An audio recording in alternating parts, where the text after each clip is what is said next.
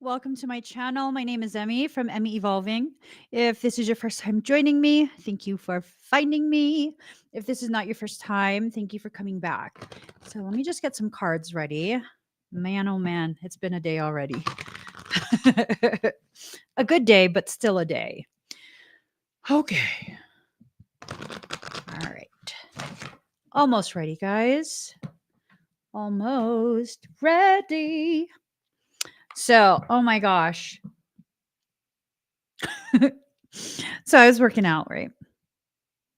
Like I was working out and you know, I was thinking like, maybe I should just finish up. I think I'm done.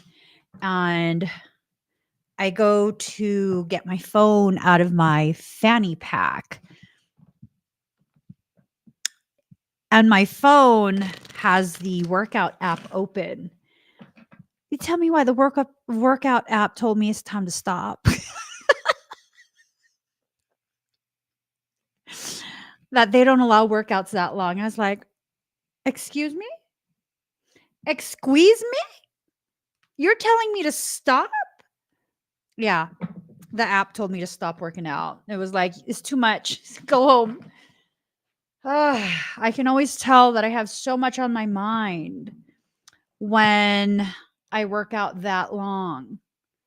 Let me tell you. All right. Oh Lord, here. Okay, let's get started, guys. We're gonna do a little mini like personal reading for you guys. It's kind of like a semi-personal reading where you're going to pick the card number, the hashtags. But first, let's get the message. I asked what this reading was going to be about, and what I heard is allow your faith to ripen into gnosis. Now, for many of us, we operate on the basis of faith. Right, Brittany? I don't need that type of negativity in my life. Like, ew. I did need to just go home already. I did. I'd been there over 4 hours. So I just needed to go home already. um, Gnosis is knowledge. It's a state of knowing that you can handle things, knowing that whatever happens, whatever it is you need, it will be provided for in perfect timing, perfect measure. Okay. So, oh, I'm liking this. I'm liking this a lot, actually. Okay. Okay. Okay. Uh-huh. Uh-huh. Okay. So these cards are singing to us. There's balance that's being reestablished in your life. Whatever this balance is, whatever got imbalanced, um, whatever went out of whack, it's being corrected. Sit in the space of knowing. Whatever you have been dealing with, it is being corrected. Maybe for many of us, I know for me for sure. Maybe for many of us, we're in this space of like, it's been going on for so long. How could it possibly end? How is it going to be corrected? Like, what's actually going on here? All of these questions, all of these doubts, which I guess it's understandable. If you've been going through something for so long and there hasn't been any type of resolution, you haven't experienced any break from whatever caca stuff that you've been having to deal with, of course you're going to feel that way. Of course you're going to feel that way. This is someone who refuses, or something that refuses to leave you alone. This is something that you've been trying to banish, trying to get out of your space, trying to remove from your life. And things haven't been going the way that you have wanted. Things have been taking a lot longer than what you have allotted for this to unfold. The time you allotted for this to unfold has come and gone, and you still don't have the full results, right? That doesn't mean it's not going to happen. That doesn't mean that it's never going to happen for you, and that you're going to be stuck dealing with this indefinitely. It does not mean that. I think for me, especially, um, I operate in a way that's so efficient that when it doesn't go to the degree that I want it to go within the time frame that I've allotted for it, which is often an unrealistic time frame, um, I start to feel some type of way about it. I don't know if you're like that as well, but we need to be realistic about our expectations and the time frames, right? So, this is something or someone that you've wanted to remove, that you wanted to get out of your life. A circumstance, maybe it's not a person, maybe it's a circumstance, a struggle, a fear, a worry, something like that. You don't have to worry because it's not going to be allowed to stay much longer, for those that already have this in their life. And then for those who are trying to prevent something, it's not gonna be allowed to reach you. Homecoming, but it's in reverse. So this is telling me it's not going to be allowed to reach you. It's something that you've been aware of, very, very aware of. But have you also been aware that things are being done behind the scenes? Things that will stack into your favor, if not already stacked in your favor. And this, whatever this struggle is, it's simply adding to whatever blessings are about to be coming your way, right? Mm, mm, mm, mm. Hmm. There's so many ways this could play out.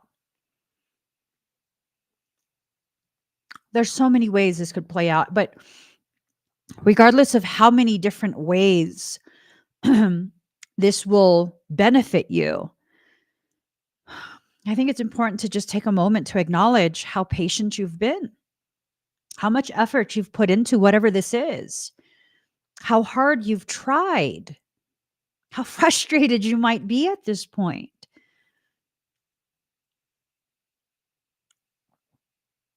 You're going to be okay. That's a feeling I have in my heart. You're going to be okay. And for quite a few of us, we're going to be more than okay. We're going to be more than okay. We're going to thrive. We're going to find pockets of patience that will help tide us over until we experience tangible things that will confirm for us, no, it's going exactly the way it needs to go. I just need to allow my faith to ripen into a knowing that I'm going to be provided for.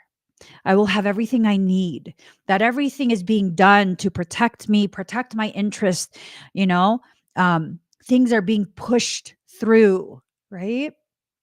Really just allowing yourself to receive the confirmations that you are needing to receive. Sometimes the confirmations we get are just not enough for our preferences. Like we want something that's more tangible. We want something that is more undeniable, right?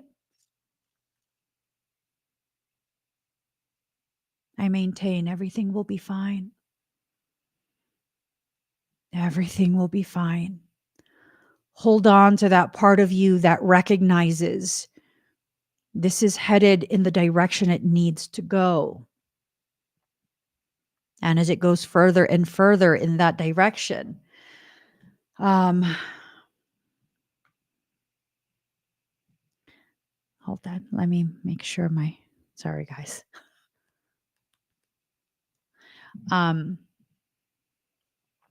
Everything is going to pan out. I think for whatever is opposing you, because it feels like there's something that's opposing you.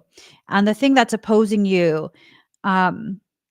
it's kind of analogous to adding more weight onto the bar, right? You just need to make sure you maintain proper form so that you don't get injured, so that you can properly do this, properly handle what needs to be handled, right? You're getting stronger. You just don't realize it quite yet. I like to make a lot of analogies between our spiritual journey and the gym. It's not hard to do so. It's not. It's like a very tangible way of coming to terms with wrapping your mind around things that are seemingly too complex to understand, right? So, a couple months back, maybe like, I don't know, a month ago, 2 months ago, something like that, I was assessing my body in the mirror, and I'm huge on symmetry. That's like, that's my stizzles. I'm obsessed with symmetrical development of my body. And it's not just symmetry between the left and the right, it's symmetry within that muscle grouping, right? I don't want any one muscle in a group of muscles to be overly developed in comparison to the others. For example, you have several heads to your quadriceps. It's not just one muscle, it's several components that makes up your quadriceps. You have several bands of muscles for your hamstrings. You have the glute medius, minimus, and glute maximus. And I happened to be looking at my butt. And I was like, okay, well, we got the bubble. We got the bubble at the top, but the bubble at the bottom got a little bit deflated. And I was just like, no, no. We can't have a pointy booty. That's like, no. It has to all be developed properly, not just for the aesthetics, but because I have an existing spinal condition. I don't want to be injured. And so I made adjustments to my workout plan, right? I made adjustments. There's this part of my butt that's very overly developed at this point, and that's because of all the hip thrusting. See, Genevieve be knowing, right, girl? You know what I'm saying, girl? You can't have no pointy ass. I'm sorry, but no, that's not going to win nothing. So I altered some of my workout. And when I did that, I do, different types of hinge movements, but I realized I didn't do a specific type, right? Because it was hard for me, because I lack the internal bracing, the muscles in my core and my hip flexors to keep me stabilized as I do it. And I mean, nothing drives me more nuts than not being good at something right from the start. And if I'm not good at something right from the start, perfectionism kicks in, and I will avoid that, which is what I've done largely. So about a month and a half ago, I was like, okay, girl, we're gonna have to change some stuff up because pointy ass is not cute. At least on me, it's not, because I'm short. So I changed it up. I began doing different stuff on the Smith machine. Some of those things were like single leg movements because I want both to develop, right? And what happened? I realized how fucking weak I am. How absolutely weakened I am in those areas. It's just like your spiritual development. You could be ridiculously strong in one aspect and ridiculously weak in another. That's how we become injured in our view of ourselves. You need balance. You need harmony between your parts. They all need to be strengthened, taking the time to focus on each component of you, supporting all your parts. And so I've been begrudgingly doing the curtsy crap. I hate that shit. I've been doing like curtsy lunges. I've been doing step downs. I've been doing single leg deadlifts, single leg RDLs, single leg squats. And in the month, gosh, I mean, I started with just the bar, which is fucking ridiculous to me. Your ego kicks in a little bit because how the hell am I only able to do the bar, which is 25 pounds, but I could hip thrust like 485 pounds easily. Easily. That's so imbalanced. That is a massive imbalance. That is a recipe for injury, right? What part of you have you hyperdeveloped? What part of you? Because that's the part of you that you can kind of leave alone now. Okay. Not completely ignore it, but I mean, it doesn't need your attention every day. You've learned how to meditate. Beautiful. So you've learned how to completely toss thoughts out of your head. Okay. So that's heavily developed. Have you also cultivated the ability to look your problems and your deficiencies in the eyes? No? Oh, stop meditating. Start actively facing these thoughts. Start looking the parts of you that you have rejected in the eyes, acknowledging its existence, its need for your attention. I've been doing that spiritually, physically.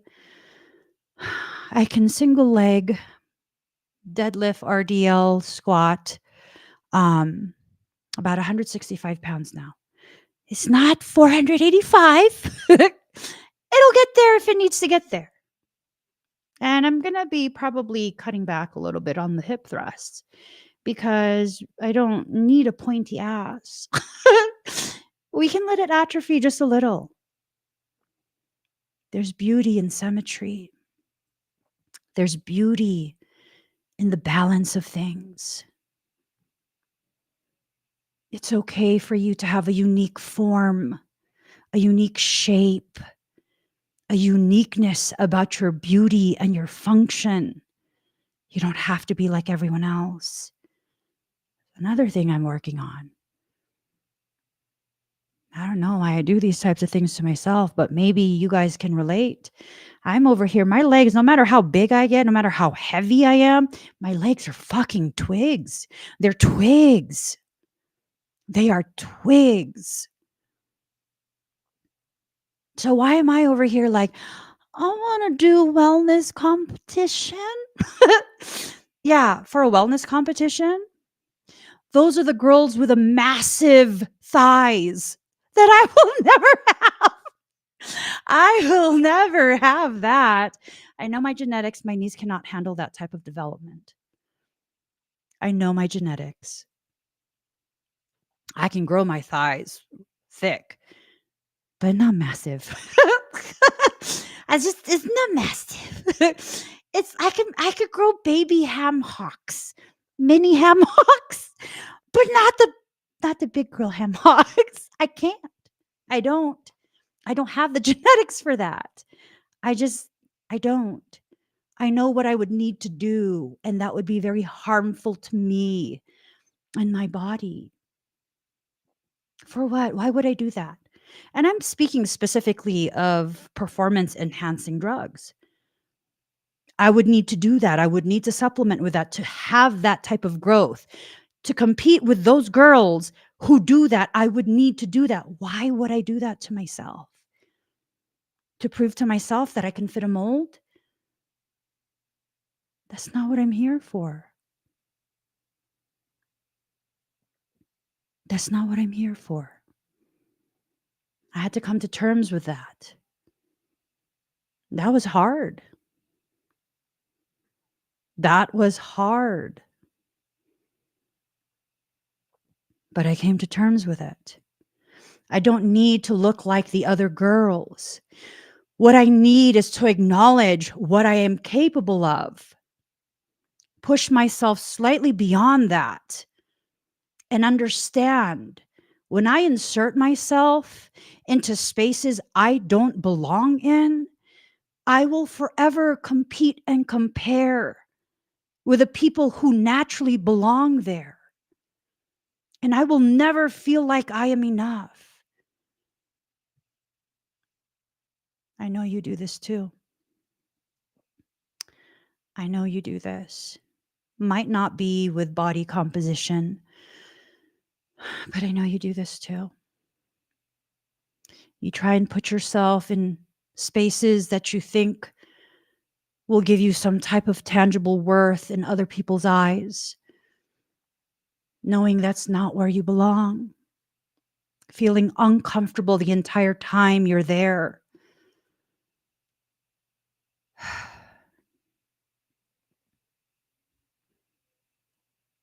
Understand how to appreciate what it is you have. Utilize what you have. Expand on what you have. Allow your faith to ripen into the gnosis that is necessary, the knowing of how to utilize all your parts. So here's the reality. I don't have what it takes to be a wellness girl. I've never been thick on the bottom.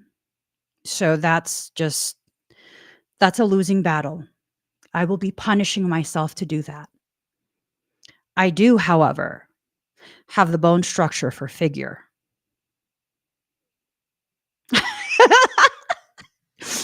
I do have that. I have a shorter torso and I'm already small boned looking.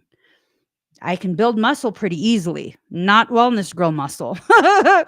No. But the ways I build muscle, I could be fucking badass in figure competition. So let me focus on what is possible. What is a healthy goal for me where I can fit in naturally. As long as I dedicate myself to what I need to do, there's no reason I can't accomplish what I believe is a reasonable goal. Apply everything I've said to your spiritual journey. Have you been trying to master being a meditation guru? You got ADHD and you want to, okay. How are you going to do that? Aside from shaming yourself, how are you going to do that? Do you understand how your mind functions? I can't meditate in the traditional sense. I can lead a meditation like a mofo. I can't do it for myself. So I found other ways to meditate. What are the other ways? Depends. How deep into meditation do I want to go? If I want to go real deep, that requires me getting on an elliptical, holding on to the bars, blasting my music and running full speed with my eyes closed, music loud, while I sing 2 other songs that are not what's playing in my earbuds. And I simultaneously am sprinting as fast as I can for as long as I can. And trying to match my breath with the movements. Because why? It preoccupies my monkey mind enough that I can then create the stillness, enter into the stillness that exists deep inside me. That's the only way I can meditate. I've figured out that when I meditate, haven't tried it in quite a few years, but when I meditate like that, I can run 4 miles in 1 minute. Little ass me. 4 miles in 1 minute. No, 5 minutes. 4 miles in 5 minutes. 1 minute's short time. Like, wait, no, that's too short. 5 minutes. 4 miles, 5 minutes. Mhm. That's how I do it. What is your need? Do you need to be preoccupied to that degree? Do you even need to do that at all? Or are you doing it simply because you want to fit in? You should do a sprint race. No, girlfriend. I cannot. I cannot. I'm trying to preserve my meniscus on both knees. I can't do heavy impact like that. It has to remain on I have to remain on elliptical. I can't even do a treadmill. I might be able to now. I'm not sure. I probably could do a treadmill, but that would create tremendous amounts of inflammation behind my kneecaps. So no, I'm good. I'm good. Plus, I mean, in real life, I'm not going to run. You're going to try and chase me. We're going to fight exactly where I'm standing. I'm not going to run. We're going to fight. Yeah, no. Mm-mm, no. You know, I think for a lot of us, we're very upside down in the guidance, not because we're necessarily receiving poor guidance. I think it's more in possibly the way we are interpreting the guidance we're receiving, right?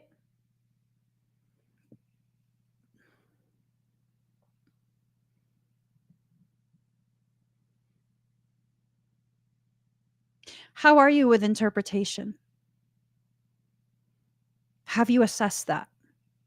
Because when you lack interpretation skills, when that's not developed, um, you exist more in a frame of faith rather than gnosis. Because in order to enter into a full state of gnosis, you have to be able to see what is said, hear what is said, feel what is said from multiple angles and points of views. And then you have to have enough developed discernment to identify which point of view is the most accurate. There are traumas that need to be cleared because these traumas are affecting your ability to discern and thus your ability to interpret. Hmm.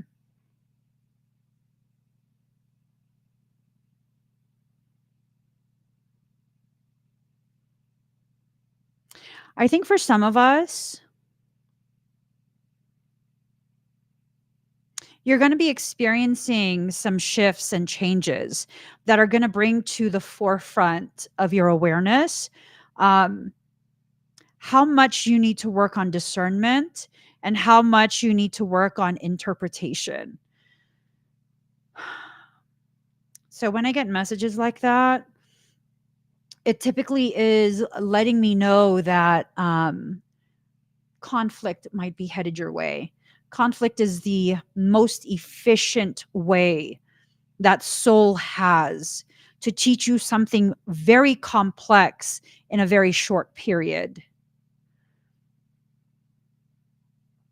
What I would do is I would start assessing myself today, today, and continue to assess myself every day.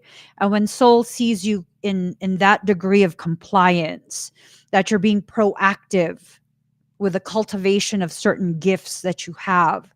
And I don't mean your psychic gifts. Like, people need to stop with that already. Um, there's other things that need to be worked on more than just being psychic, more than just channeling, more than just, these like parlor trick type gifts, right? And I do have those gifts, but to me, it's like when people are so hell bent on developing that, it's like, are you just trying to develop parlor tricks so you could be like, hey guys, look at this, look what I can do? Develop the gifts that you need. You develop the gifts that you need, life will flow so much easier. So much easier, right? Rebirth. Ooh, okay. So I'm looking at this card. It says rebirth, right? And then there's fire. And I'm over here like, oh, yikes. Some will be baptized through the flames. A trial by fire. Okay. Is there some type of like celestial thing going on? Is Teresa here? Is there like an octung or something? Let's see. Hold on. Um, let's see. Lunar event, March 2024. Michael says he already told me something.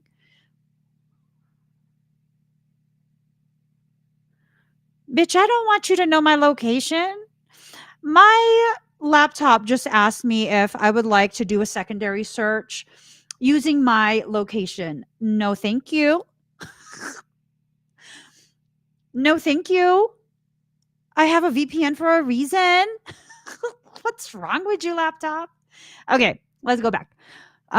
Worm moon. Why does that sound?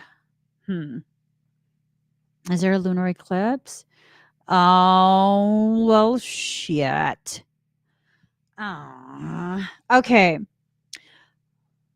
A penumbral lunar eclipse visible from parts of Antarctica. That's all I need to know. That's all I need to know. Okay, hold on.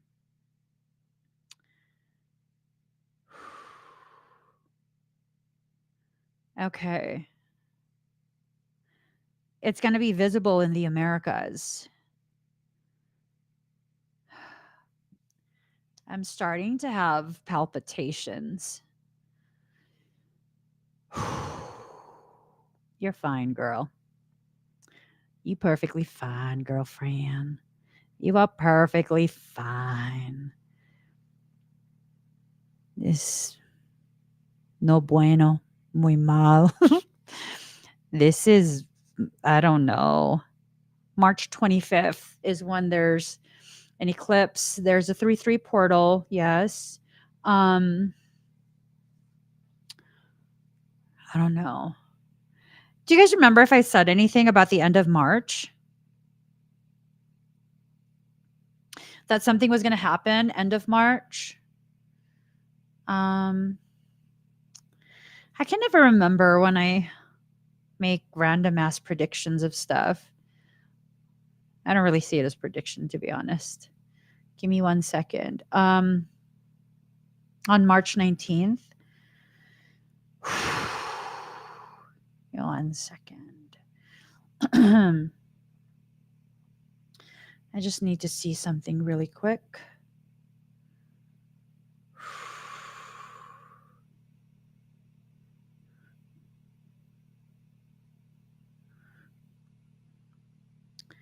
Okay, hold up.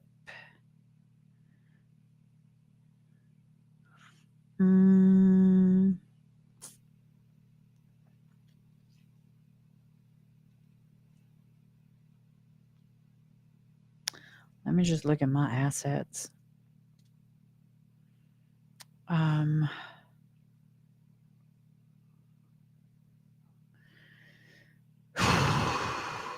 on. In the past month, in the past year, it's going to spike again. It's going to spike again.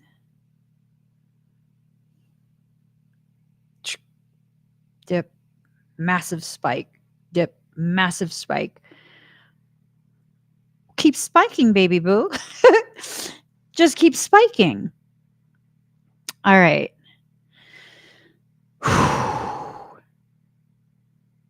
It's going to be okay. It's going to be okay. Okay, so I said March 19th and June 16th. Is that when we were locked down? March 2020? And I said things would be occurring in May and June. If one of y'all can keep a notebook of random things I just like blurb out there, make sure you write the title of the video. Just make sure you write the title of the video so that, I know which video to reference if I'm like, what the hell was I thinking? Because if I see myself, the video of when I said it, I can revert back to what was looping in my head and why I said it. So, cleansing in reverse. This is telling me that there is something, someone, some situation that's trying to rewrite how things are going, right? It's trying to rewrite, it's trying to clear out the truth and insert some type of narrative, some type of storyline. Hey, did you guys realize that it was said, I believe on the 24th of February, it was predicted that there would be a massive um, storm in all 48 states.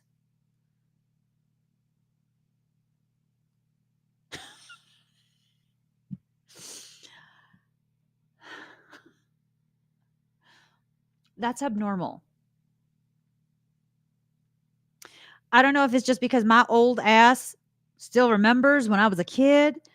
Um, Storms were probably like the size of one city, a small city. Um, if it was huge, it would be the size of maybe two cities, and everywhere else wasn't raining. How y'all figure it's normal for coast to coast to be blanketed in storm? What in the caca ass ideas? That's not normal. I don't know. Let me just keep pulling cards. Okay. Whatever you're dealing with, it's not going to transform. It's not going to become better. It's not going to be any of that. It's going to continue um, being what it is, transformation in reverse. Whatever that situation is, it's going to still be that. And what you need to do is burn your thoughts of that already. Clear that from your mind. Enter into a state of gnosis. Whenever I enter into a state of gnosis about certain types of circumstance happening, um, those circumstances happen to resolve themselves without my interference. 100% at 333. Mm-hmm. Mm-hmm. You have to get real centered within yourself at this point. It is super important for you to begin recognizing the ways in which your thoughts about something could potentially be fueling the continuation of it, right? Just absolutely fueling the continuation of it. Free spirit in reverse. When you exist in that space of continuing to fuel a circumstance, you are robbing yourself of the fuel that is necessary to first and foremost manifest. Secondly, to rise beyond the access point. Someone is still trying to access you. Something, someone, some demonic ass motherfucker. I swear to God. I swear to God. Okay. What is this? Mihai. What are they trying to communicate to me? And I don't quite understand because my brain's somewhere else.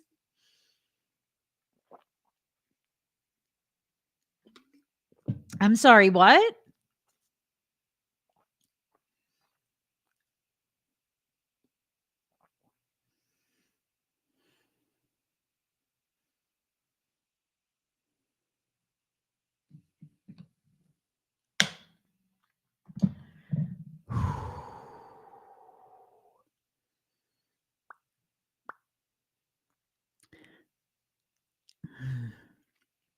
All right. Um why would you tell me that if I'm not allowed to say anything out loud? He says, sing your songs. He says, put on lip gloss and sing my songs. Okay. I'll listen to you. Jesus loves me. Oh, yes, he does. Jesus loves me. Oh, yes, he does. All right. No, I get it. They're potentialities. But how are people supposed to prevent that potentiality, alter the trajectory to prevent the potentiality if I'm not allowed to say anything? Sounds stupid to me. New chapter. Something is trying to insist on what our new chapter as a collective whole is supposed to be about. There's a lot of mind games that are being played, a lot, a lot. And these mind games that are being played, it's to cause you to become so afraid of the different potentialities that are being presented to you that you cling to the current and the past instead, that you don't allow yourself to be moved forward or even just sideways. To stay in the same place is to not allow yourself to grow. It is to intentionally lock yourself in a state that is imbalanced, a state that is ruled by fear. So something needs to be adjusted. When you notice that things are not growing, developing in a very symmetrical way, you don't just keep on and be like, oh, well, right? You don't just keep on. And here's the thing. Here's the thing.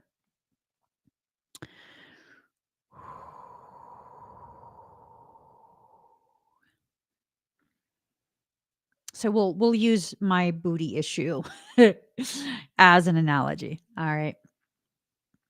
As soon as I recognized that my glutes were not developing in the way that creates balance, um, I got really disheartened. Like, oh God, what am I going to do? What am I going to do? Because I love symmetry. I love proper growth, and I love safeguarding myself from future injury. Right. And I didn't know what to do. So for a moment, I sat with myself and I gaslit myself. You're such a perfectionist. You're ridiculous. Your expectations are too much, this and that. And then I was like, you know what? I'm not going to do that to myself either. So what did I do? I went and laid on my couch and I decided I was just going to avoid everything. So I start scrolling through the different platforms that I scroll through when I want just some mindless content. It's true. And then so I was scrolling and I came across this one content creator. I love her content. She happens to be a wellness competitor, of course. Of course. um and I'm just like, oh, what is she doing? And she's in a bikini, not posing. She's in a bikini and she's talking about how it's time to check in with her coach, um, just to see what her posing physique looks like. And, she's going to start prepping for a competition already. So she needs to know what she looks like in her competition suit. And they're going to adjust her training program to enhance whatever needs to be enhanced. And I was like, oh. And wouldn't you know, she had the opposite problem of me. It wasn't the lower part of her butt, it was the upper part. She needed more of a shelf. It looked fine to me, but the moment she pointed it out, I was like, yeah, more fullness there would really make that whole pelvic girdle just pop. It was look real good. And that's when it dawned on me. Oh, I need to address what's wrong. I'm not just gaslighting myself. There's actually something that needs to be corrected. It's not me expecting perfection from myself. It's me recognizing how I became hyper fixated on something, thus taking away from something else. And in doing that, I created the start of an imbalance. This is what you need to do for yourself. You need to be able to take a look at how you're developing. Are you creating an imbalance by only loving on one part of yourself? By only accepting and working on one part of yourself? It's not very often that I encourage someone to do inner child work, shadow work, self love work, right? It's not very often. It's just not. I will mention that those things are important, but I don't focus on any one thing. Why? Because the inner child is hidden in the shadows and has forgotten how to love itself. Those three things are a totality. Bring them into wholeness, and you will address all three at the same time. That's like you want to work on your glutes, but you're gonna only focus on an exercise that works your glute medius. What about the maximus and the minimus? Oh, you're only going to work on the minimus. What about the medius and the maximus? Oh, you're only going to work on the maximus. What about the other two? You need to work all three. All three. And that's how you properly lay the foundation for all the other work that's going to come from that increase in power. You work on your glutes, you have to work on your hip flexors. What you do to the back, you have to do to the front. You do that,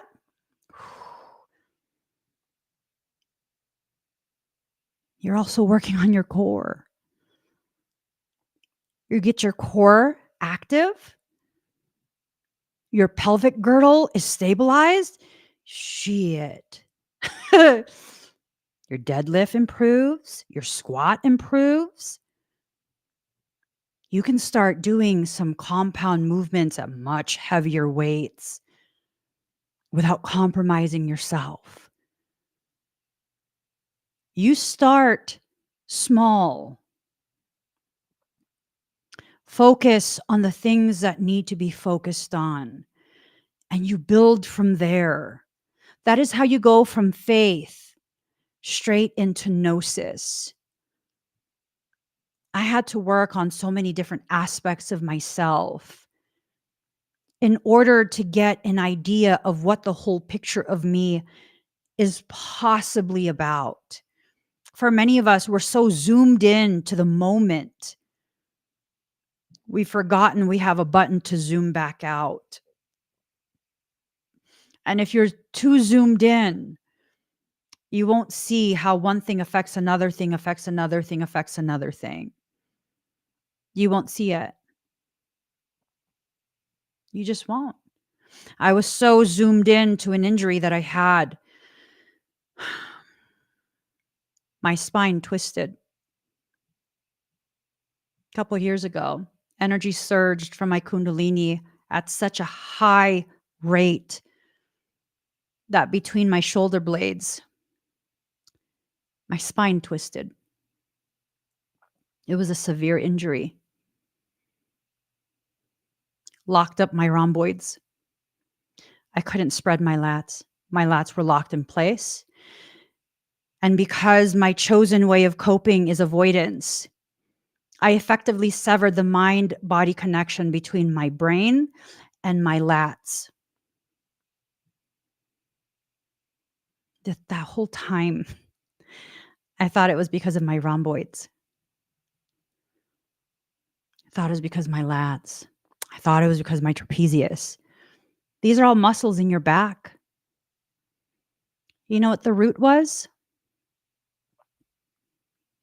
My serratus anterior, which is in the front. It's like a corset on the outside of your breast going down to your ribs. That was so weakened that during a massive surge, it couldn't help to stabilize. It couldn't work with my back muscles. And so my back had to overcompensate and I got severely injured. I wasn't working out. I was laying on a beanbag. I wasn't even moving. I wasn't moving at all. Think of the ways you get injured by life, by people's words, because you're so zoomed in. You don't realize how you were affected in other ways. And you focus on the only thing that you're paying attention to. And you don't heal. You don't grow. You don't return back to the proper function, proper form. Why? Because you're so zoomed in. You can't see anything but the part that hurts. Failing to realize the true weakness, the weakest part of you. You've cloaked it so heavily, you don't even feel the pain of it. You don't even feel the ways in which you've disconnected from it. And so I'm learning. I'm learning quite a bit. I'm learning how to recognize the parts of me that don't have the capacity to scream and shout and throw a full-on tantrum to get my attention. And because I realize now there are parts of me that can't do that, I address all my parts. And I have never been this strong in my entire life. In my entire life. My knees kept being destabilized. I was worried. I eased back on the weights. I was worried. The way they were destabilized, it felt like I would tear a ligament. That would require surgery. I would not be able to work out like that anymore. So what did I do? I began to study the anatomy of the knee, what stabilizes it, which muscles, which parts of me are atrophied.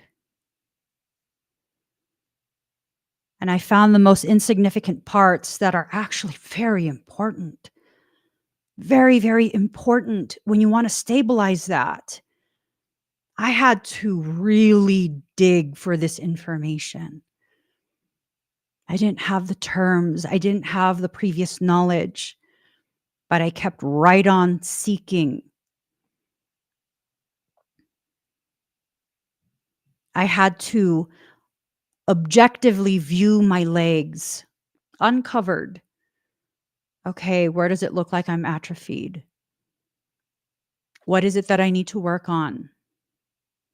Just like you need to see yourself naked in your truth and begin discerning what parts of you need to be further empowered, what needs to be adjusted, what is off balance. For my legs, I saw that I didn't have a developed teardrop muscle. And I'm like, what is that called? I know it's not a teardrop. Vastus medialis, the VMO.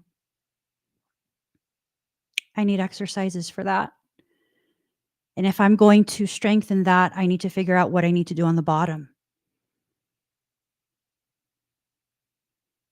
And so I figured it out. Not just the front, but the back as well. I figured it out. My muscles were fighting each other because some were so weak.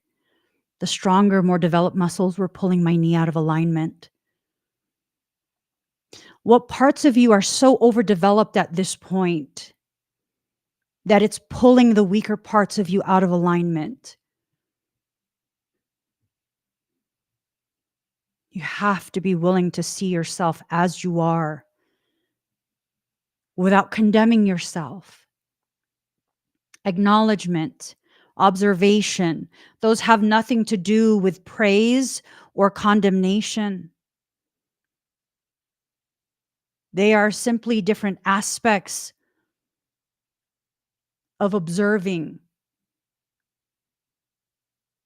So look at your parts.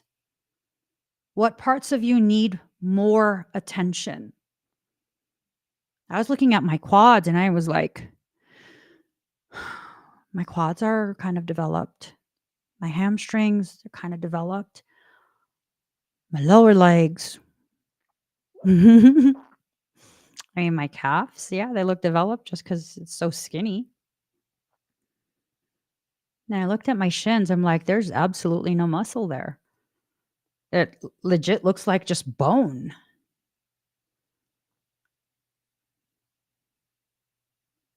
So I worked on that. I worked on it. I still have a long way to go. I would say this is the strongest my knees have ever been. Why am I bringing up the knees? Because different parts of your body signify different parts of your process. Weakened knees, knee pain, specifically knee pain. That's indicative of you not supporting yourself in your process. Just like pain in the low back due to the psoas muscle is indicative of you not being supported through your spiritual progression by your environment. Oh my gosh, squat university. My knees during squats. Let's see. Let us see. Hold on. I have to pause the video. A scrap. We just, okay. I gotta watch that later. He said a scrap. Okay. So positioning, health, acknowledgement. Where are you positioned within your spiritual journey? Are you positioned to follow behind someone else? That's not the goal. It's not the goal. It can help you as you start, right? It could help you as you start.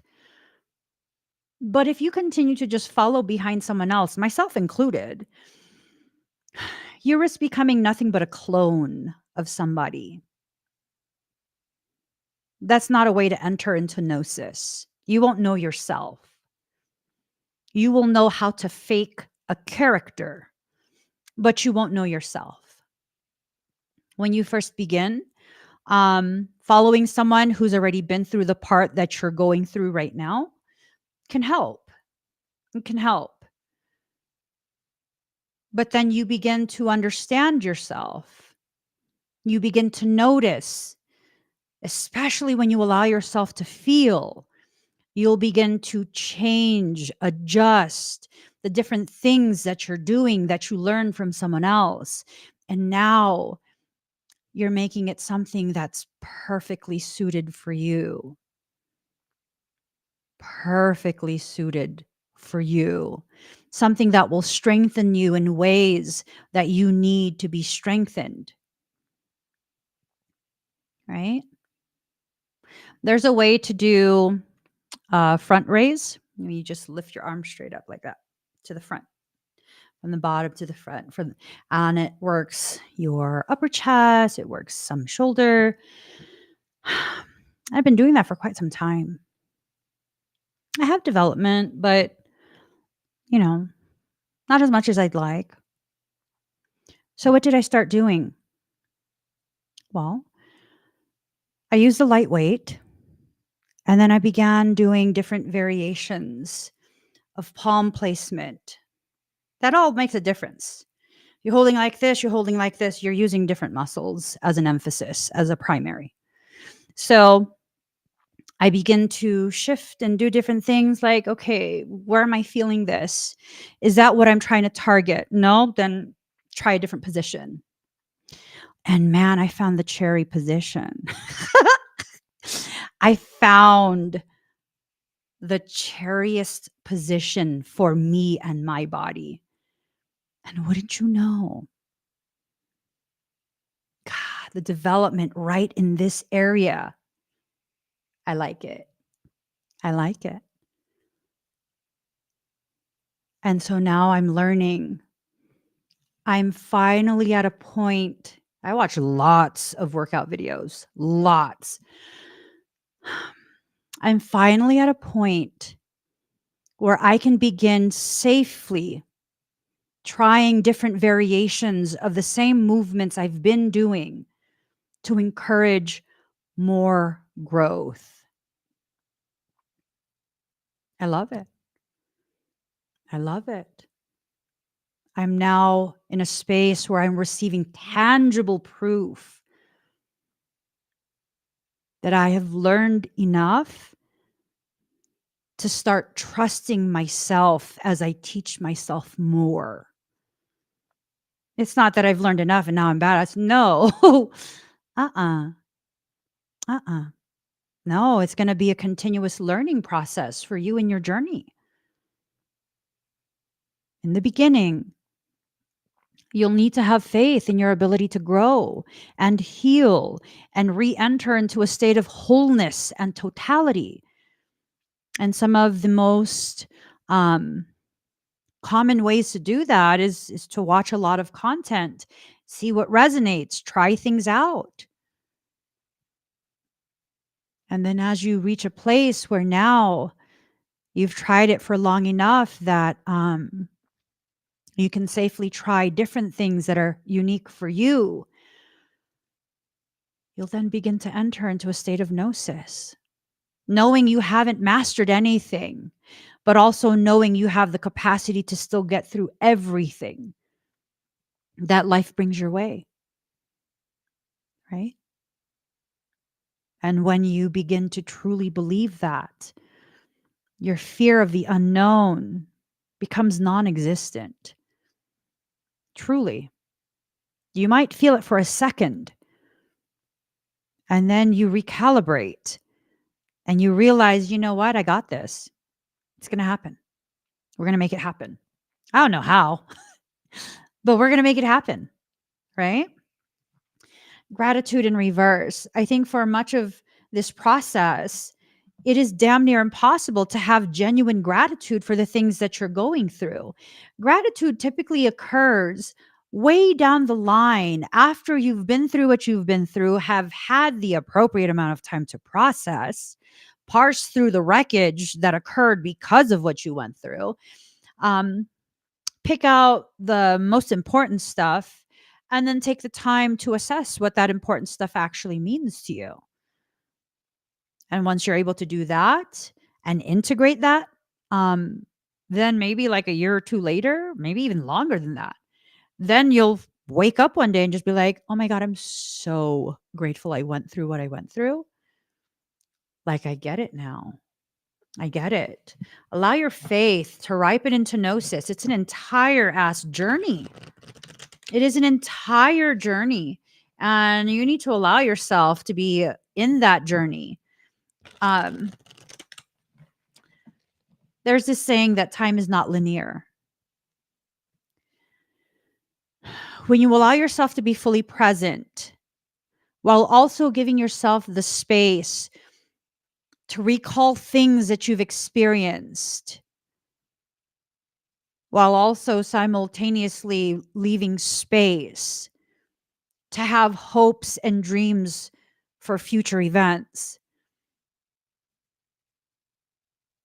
That's powerful. That is powerful. Ooh, Dimmy. I'm being tested on forgiveness yet again on someone that has hurt me and now wants my forgiveness. Do you want my opinion? Do you want my opinion on that?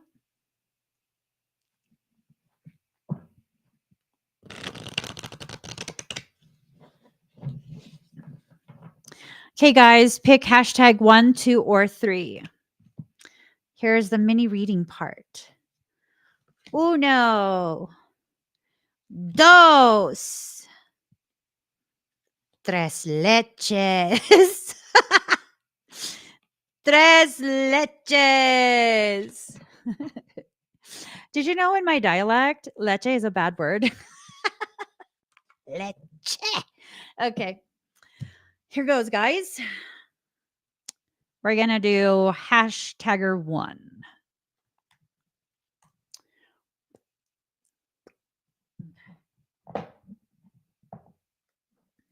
Hashtag one. All right. Here goes. Ooh. Mm-hmm. Mm-hmm. No, I'm joking. Here, oops. I'm sorry for slapping you with a book in the face. I'm so very sorry. Okay, let me stop messing around. I just touched you all down your face. Okay. For those who chose hashtag what? It's card number 24, Pisces. I believe. I must be a mermaid. I have no fear of depths and a great fear of shallow living. Anais Nin. Oh. In faith and trust, you must surrender to what is. So think about that, guys. Think about that. Wait, the title. Allow your faith to ripen into gnosis, right? The first line for this card, in faith and trust, you must surrender to what is. Unless you go through the process of allowing your faith to ripen into gnosis, which is a very challenging process, you will always be positioned to merely surrender. I mean, is that what you want to do? I'm a little too rebellious for that shit. I'll tell you that right now. I'm a little too rebellious for that. Just this consistent. I mean, no, not you, soul. There was complete silence from Michael.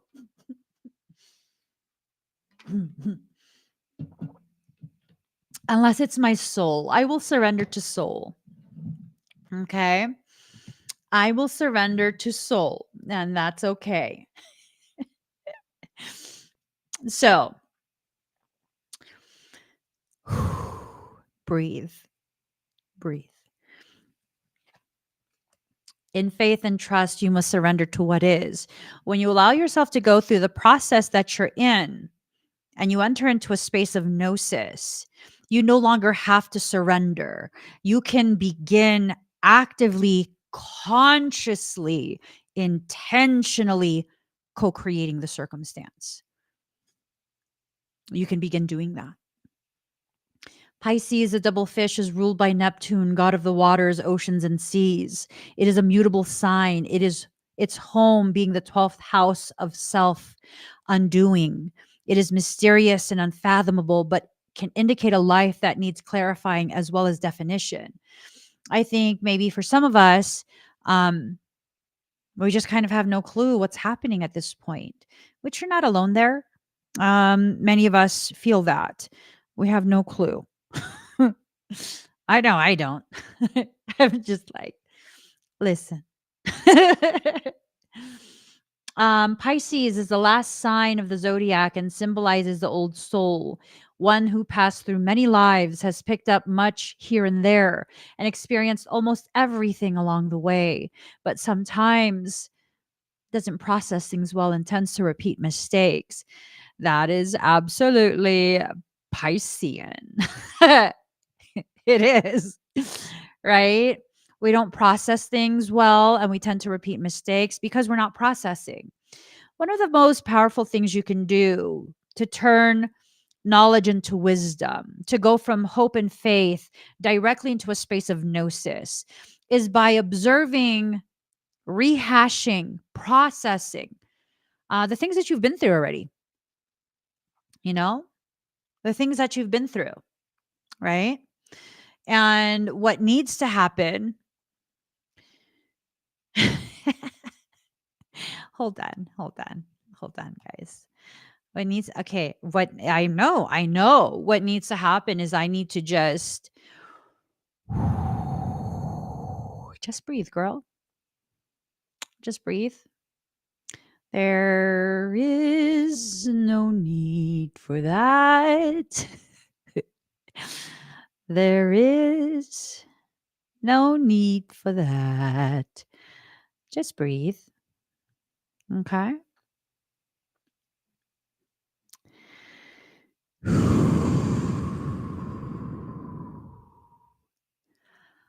Just breathe. Just breathe. Now, what are you planning to do, Miss Nicolina? What are you planning to do? Are you planning to behave belligerently? Are you not processing well the lessons that life is giving you? Are you now leaning into the tendency to repeat the same mistake of being reactive because someone irritated you? Is that necessary? I'm like, yes, no. It is. It's not. It is not necessary. What is the objective by allowing yourself to succumb to the desire to be reactive? What is the objective there? What are you teaching? Hmm? Say it to both ears. Say it to both your elven ears. Nothing. No answer. Ooh. All right. Pisceans have trouble maintaining boundaries, sometimes even half erased. If you have ever observed a Pisces, you may notice they don't appear as intelligent as they really are. That's true. Yeah, sometimes people make assumptions about me. You could even call them gullible or vague until they start cranking out works of genius. And they can be so psychically tuned in, it'll knock your socks off. Pisces is a beautiful sign with much compassion, denoting true visions that link up with the collective. Those ruled by this sign know much, know it all deep down, and have trouble sorting matters out. They are able to sense deeply, except for certain things extremely bad for them, which turn into mishaps and disasters. So I think with that, um, it kind of becomes this thing of like, is that what you're doing? Let's read it again. Having trouble sorting matters out. They are able to sense deeply, except for certain things extremely bad for them, which turn into mishaps and disasters. Are you not wanting to have a better sense of what your soul is warning you about? This is more than just a Piscean thing. This is for people who pick card number 1, right? But through it all, Pisces still survives. You make it through. It might suck for a little bit, but you'll make it through. Dreamers, artists, composers, poets, mystics, victims, and prisoners all fall under the rulership of this water sign. There is little doubt that higher consciousness falls under the domain of Pisces. In a superficial way, it looks as if the world is their oyster with their talent, beauty, sensitivity, and connectedness with the unknown. Pisces sees the best and is an idealist, but the flip side of this is cynicism, which can come in waves. So, dreams will lead you now, but clear thinking is a must. Just because you're intuitively led does not mean you're not going to use logic. You must use both, and you must use both in proper balance.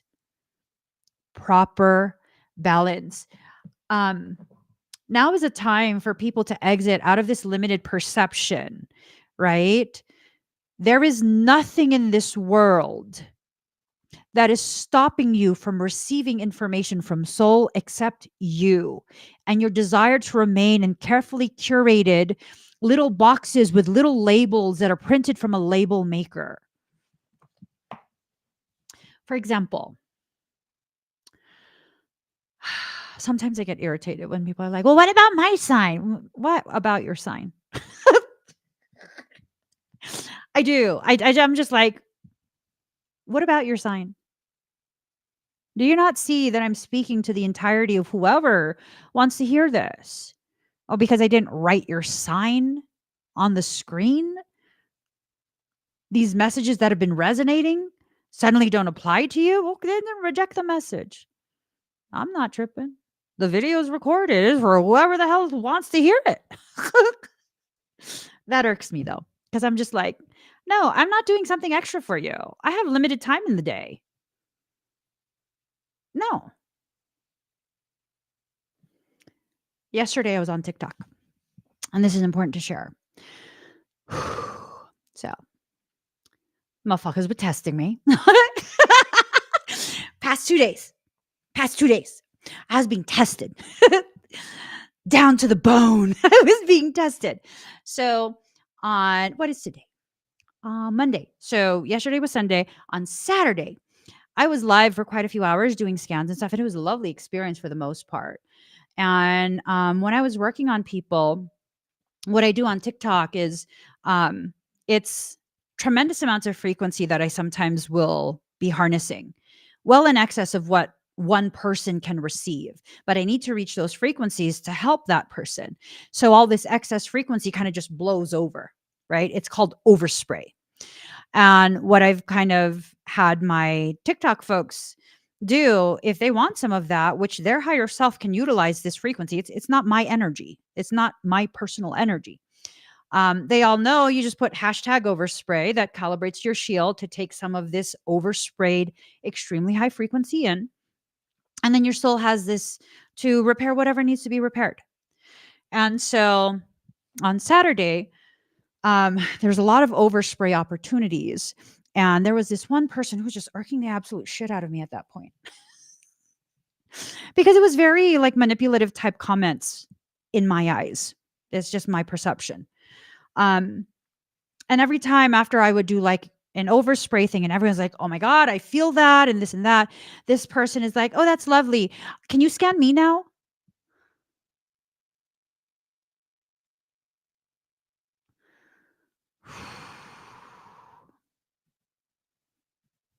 Right. Someone on Facebook is like, hold on, I need to read this. They replied to someone who commented on the Facebook Live. Why do I see evil and jealous people around you trying to hurt you? Because it's you. It's you, honey. It's you. It's you. You're seeing yourself. Demonic things are vain. They love their reflection. You're seeing you. Anyways, so that person is like, what about me? What about me? What about me? And then finally, after a certain point, I was like, I'm not going to work on you. I'm not going to choose you. Wah, wah. That's just that. I'm good. This is all free. I'm good. I'm not obligated to work on people I'm not drawn to. And then and I was just like, okay, leave that alone. Leave it be, because there were a couple of people, it was very touching, very, very touching. Very, very touching. And I was very grateful to have been given the opportunity to work on them. And all in all, it was a lovely live stream. And then yesterday I went live again and things were like weird energy for a little bit. And there were two specific individuals who kept like laying it on. Oh no, three. Three specific individuals who are laying it on super thick, like they're gonna die if I don't scan them right then and there. I promise you won't. Because if you're really gonna die, you should be en route to a hospital, not on a live stream. I don't take kindly to people trying to manipulate me, especially in a publicly visible forum. I don't take kindly to that at all. And so what I did what I did was I went ahead. I already had this link that was available, and it's strictly for when I will do expedites on TikTok. And so I said, you really need a scan so badly? Okay, I'll open up the link. You can buy one for an expedited price. I don't do private scans anymore. Private scan is $350. Expedite scan, it's only $33. You need it so bad, go buy one. Silence. Silence. From now on, I'm going to have that expedite link open every single time I do free scans on TikTok. Because the amount of desperation that was in the live stream suddenly disappeared. Yeah. Yeah. And then there were the two, of course, who continued to insist that they should receive it for free. One lady, well, I don't even want to talk about those two. What I wanted to talk about was There was one person who popped onto the live stream and they commented something. My attention was immediately drawn to their energy.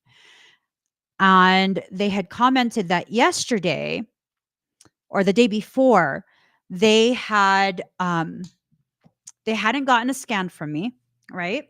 They didn't. What happened was they were present for the overspray. And I don't know if maybe it was the first time they had joined me for a live stream or something like that. But they shared that they did the overspray, they felt stuff. And then, of course, the live stream ended. And when the live stream ended, they were like, whatever it does for me, it does for me. And they went to bed. They weren't really expecting anything, but they were like, I'm open to receiving whatever healing. Um, you know, I'm open. Would you know? They told me the following day during the live stream that all of that energy that was overspraying, they don't have pain anymore. And they didn't even realize that wasn't even their intention. They simply were just open to healing. And the next day, when they woke up, at some point in the day, they were like, wait, whatever part was hurting isn't hurting anymore. When you allow yourself to stay open to receiving what is appropriate for you, beautiful things can happen. Very beautiful things can happen. But when people enter into this space of, no, it needs to be focused on me, it needs to have the appropriate labels, it needs to be done in this specific way. First and foremost, I'm probably not going to comply and I'm not going to give a shit.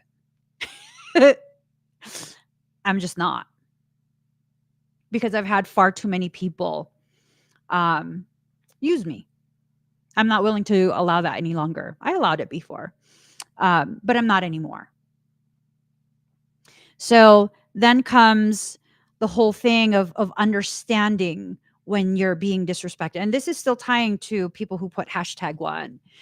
The whole thing of understanding when you're being low key disrespected in order to prime you for the demand that will follow. And when you receive that demand, you're expected to be so embarrassed that now you have to prove your worth. This happens to Pisceans quite a bit. Those who chose #1, this is the part of Pisceans that you embody. This is part of the characteristic that you, to some degree, have within you. So going back to the live stream yesterday, where there were two people, right? One person, as soon as the link went up and they realized, oh shit, I'm going to have to pay. They then decided to change tactics. I didn't address them at any point, but they were like, I'm so sorry. I don't want to deplete your energy. No, you don't have to be sorry. It doesn't deplete me any. But you were so desperate for a scan. Now you can purchase one. It's only $33. Oh, and I don't have money for that. Okay. Well, I'm going to get going now then. Bye. Bye. It's simple. Bye. Have a good day. And then, of course, the other person, they were continuing with their ridiculousness because apparently they believe none of that applied to them either. At which point I said, if you're really desperate for a scan, you can go purchase one. And they were very quick to answer that they are something along the lines of like they don't waste their money on things. They use it all for their medical treatments.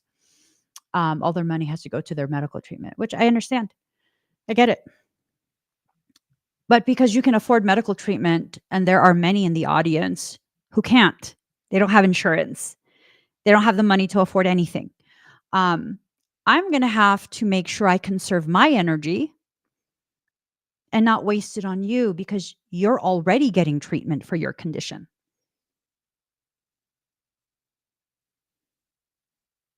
Mm-hmm. And they're like, basically, can I just get a scan? Because I'm disabled. There's a lot of people in the viewership that's disabled. A lot. A lot of people dealing with 9 out of 10 pain.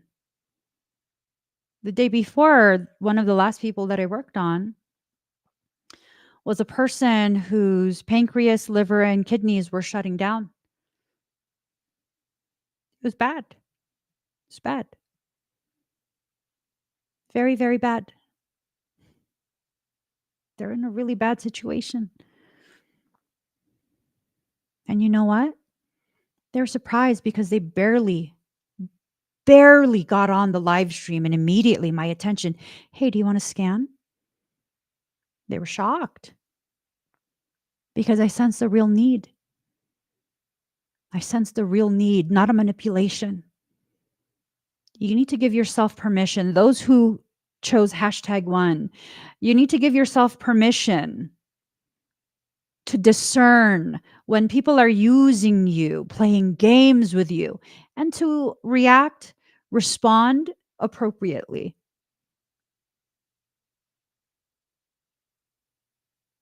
And to have no shame. I don't know how many people were watching that, but I was like, yeah, no, I'm not going to read you. Nope. No. Do I take pleasure out of you being in pain? No, I don't. Did I cause your pain? No, I didn't. Why do you feel I'm obligated to place you above all others when I'm not drawn to you? You have to ask yourself that. Why do you continue to allow access to you and demands be placed upon you by people who are not healing for you and your heart? No, no more of that. For those who chose #1, you need to recalibrate. Okay. You have to really deeply recalibrate. Um, a great idea from the past may reemerge and you may want to return and finish it, but you will want to tackle this idea soon when you are inspired, or the entire matter could disappear into the rushes of the deep.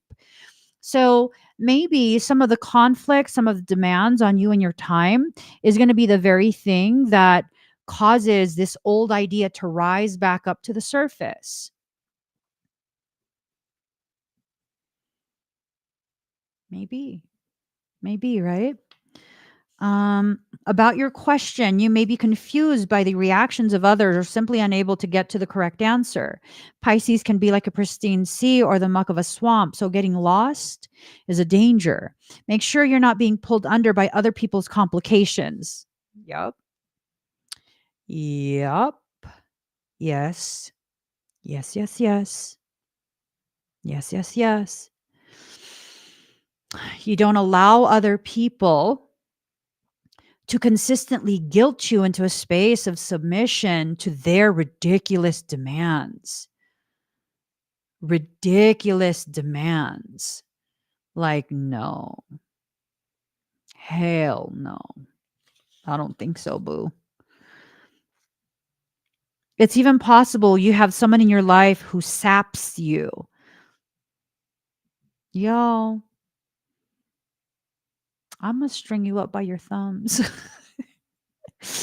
coat you with some honey, and dangle you from a structure right above an ant hill. Stop letting yourself be sapped.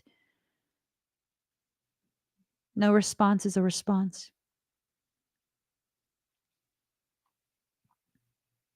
No response is a response. If you don't have the courage or the words to explain, to say no, I don't even feel like you have to explain. It's like, no response. No. Conserve. Conserve yourself. Conserve your energy. Usually this is not intentional, but because of some delusional way of unthinking or viewing the world, that clouds the issue. Don't fall into this same confusion. Make sure you are protected and have the proper boundaries. It goes back to what I was sharing about the TikTok live streams, right? I've been meeting quite a few very lovely people on TikTok. It's becoming a lovely little community over there as well. But I also notice an influx, a massive influx of just Michael says there is such a thing as being too honest. Okay, I'll stop.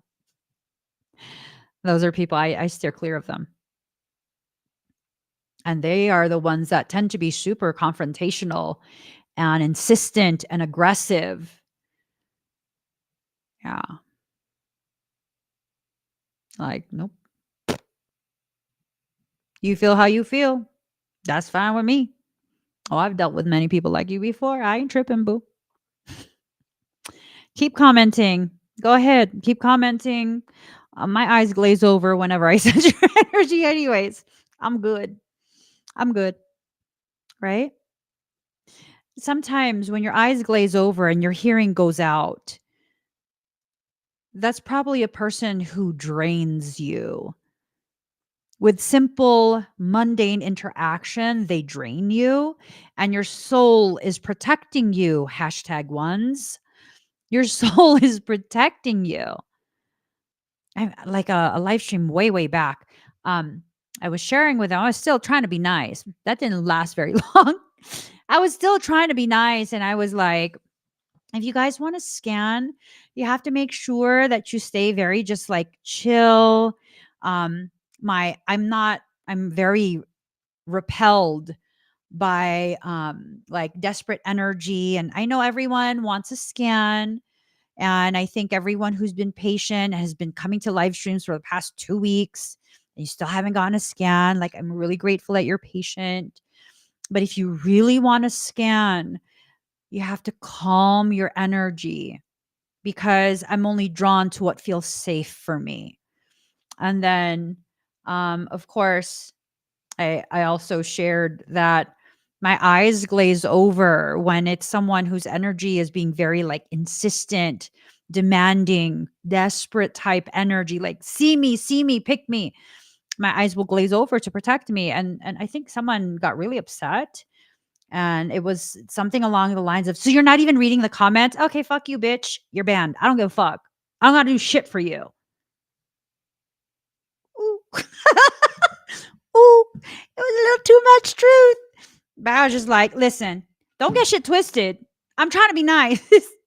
But then I realized, what was that? What was really being learned in that moment? What was being cultivated?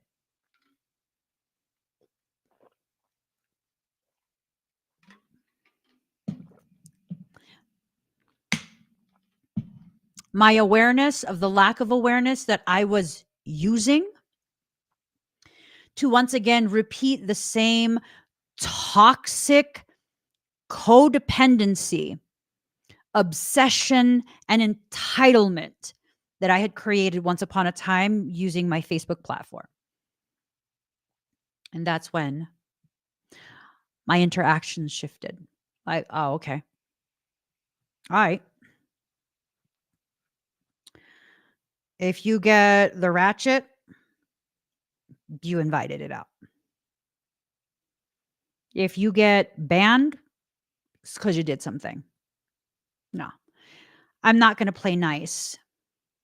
I will, however, continue to be my most authentic self. And that includes authentic kindness. That's what that includes. And I'm not going to be repeating those same mistakes that I made before. So, in what ways are you now being guided by soul to develop the awareness of the specific types of lack of awareness that you're currently in? What is it? What is soul trying to warn you about? What are you at risk of repeating? With who are you repeating this?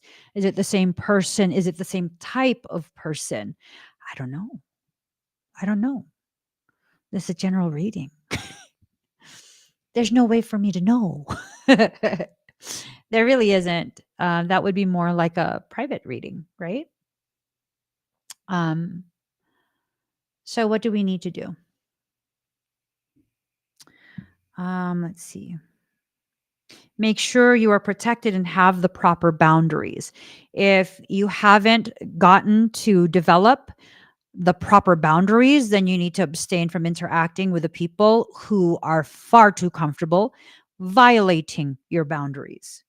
You may have physical symptoms, but find no reason for them. Be careful when this card comes up, especially in regards to medicines or drugs, because allergies and strange reactions to medications may develop. What that is telling me is you're about to spike in frequency.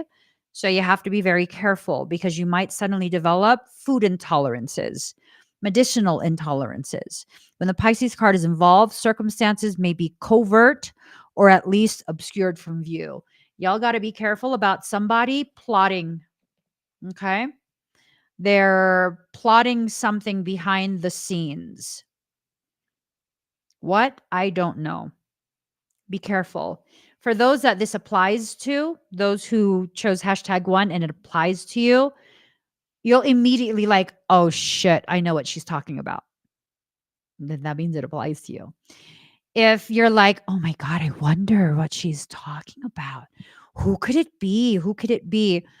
Honey, it's probably not for you. It's probably not for you. Don't make problems in your life. Not everything is supposed to apply to you. Not everything. So you might need to just kind of identify as very, very lucky because that message doesn't apply to you. Okay. Like I said, if it does apply to you, you will immediately be like, oh shit. She's talking directly to me. I know exactly who she's talking about. I knew it. You did know it. You did know it. That's your confirmation. You knew it already. All right. Number 2. Ba-rum, ba-bum, ba-bum, bum, ba, ba, ba, ba, bum, bum, bum. All right. This one's going to be a doozy. It's going to be very much a doozy. Okay. Mystery, revolt, revenge, darkness, erotic obsessions, the witch's wand of power. That's dramatic. All right, #2, folks. You got card number 12, Black Moon Lilith Mystery. In revenge and in love, woman is more barbaric than man is. The female of the species is more deadlier than the male. Shock, shock, horror, horror, shock, shock, horror. The female of the species is more deadlier than the male. That's an actual song. It's true. It's true. Okay. So it's time to be careful. Think of what might manifest over anger, bitterness, or revenge. What have you worked so hard for? Because it might collapse. Astrologically, Black Moon Lilith represents soul expansion and cosmological awareness, the force in aloneness and the path of the individual. Black Moon Lilith is a dark goddess. She is a ghost to the moon. As a shift in power and consciousness, she symbolizes destruction before creation. The name Lilith means screech owl or night hag. Whew. I once had someone call me a hag. uh, fuck you. Okay. Um, Lilith is the ancient goddess of mystery and transformation. Stories of Lilith appeared around 5,000 years ago in the area of Sumeria, where she was said to have been handmaiden to Inanna, the queen of heaven. However, most of us recognize Lilith from the Hebrew myth as the first wife of Adam. Lilith also appears in folklore and medieval Judaism as a rebellious first wife who refused to submit to Adam and enraged, fled to the Red Sea, an area of mystery and danger. You want to know why she did that? because she had been cavorting with a fallen one. You guys need to be careful. Those who did #2, you got to be very, very careful. The reason you have to be careful is because there is a potentiality, probability, um, that there is some parasitic influence in whatever it is you're dealing with. Um, I don't know. I don't know.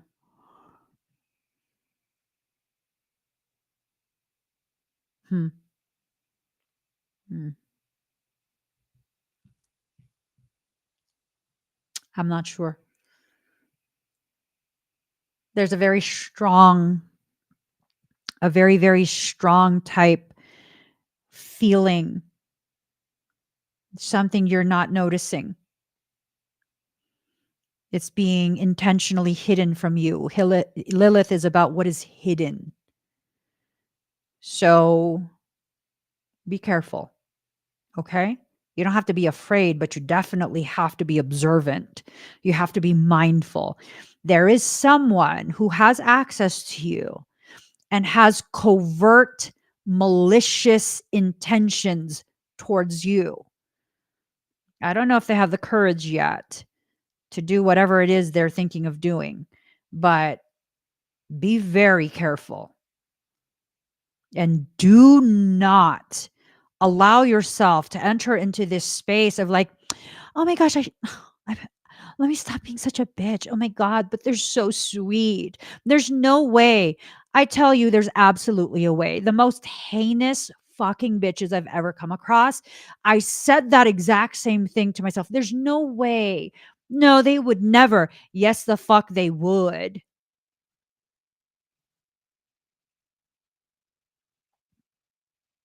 And you got to be in a space within yourself where you begin to really recognize every single time you take that stance has good things come from it. Have good things come from it? Sometimes I'll be like, and it hasn't happened in quite some time before, when I was not quite able to discern about someone's intentions towards me. I would go to my besties and I'd be like, "Hey, do you guys pick up anything weird from this person? Is I get myself fucked up again? Is it gonna be fucking drama again? Like, because I don't want none of that, right?"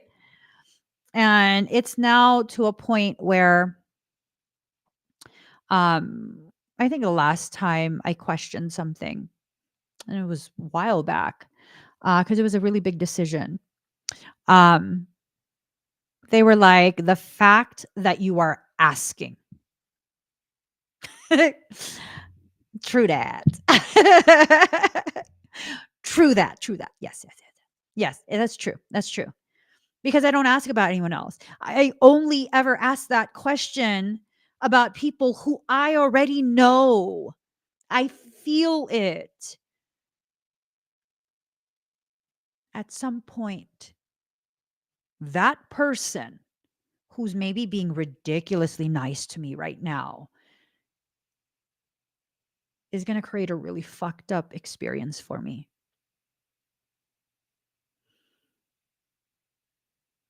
That's how it always goes. But now I'm learning.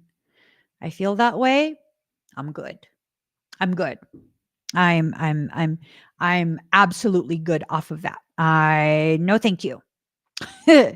No thanks. Yeah. And then you know what else I've done to help me better come to terms with that, be at peace with it. Um, I make it a point to tell myself, I'm sure they're a lovely person, just not healthy for me. And I've been through enough to know what this feeling means. And it means that this interaction will eventually lead to a very unhealthy experience for me. And I don't need to rehash that. I don't need to experience that again. I've already experienced it X amount of times. And it just is what it is. I wish them the best. I'm sure they're amazing, just not for me. So now I understand. Listening to my intuition is not me unfairly condemning someone. It is me listening to the guidance that is protecting me from unnecessary negative experience. It has nothing to do with a person and everything to do with what I bring out of the person. It's not about blame. It's about acknowledgement of how powerful I am. And sometimes when you are that powerful and don't have the willingness to accept how powerful you are, like you don't want to admit it to yourself, what ends up happening is some of the connections you have, you then begin to project and then enable toxicity to grow in that person.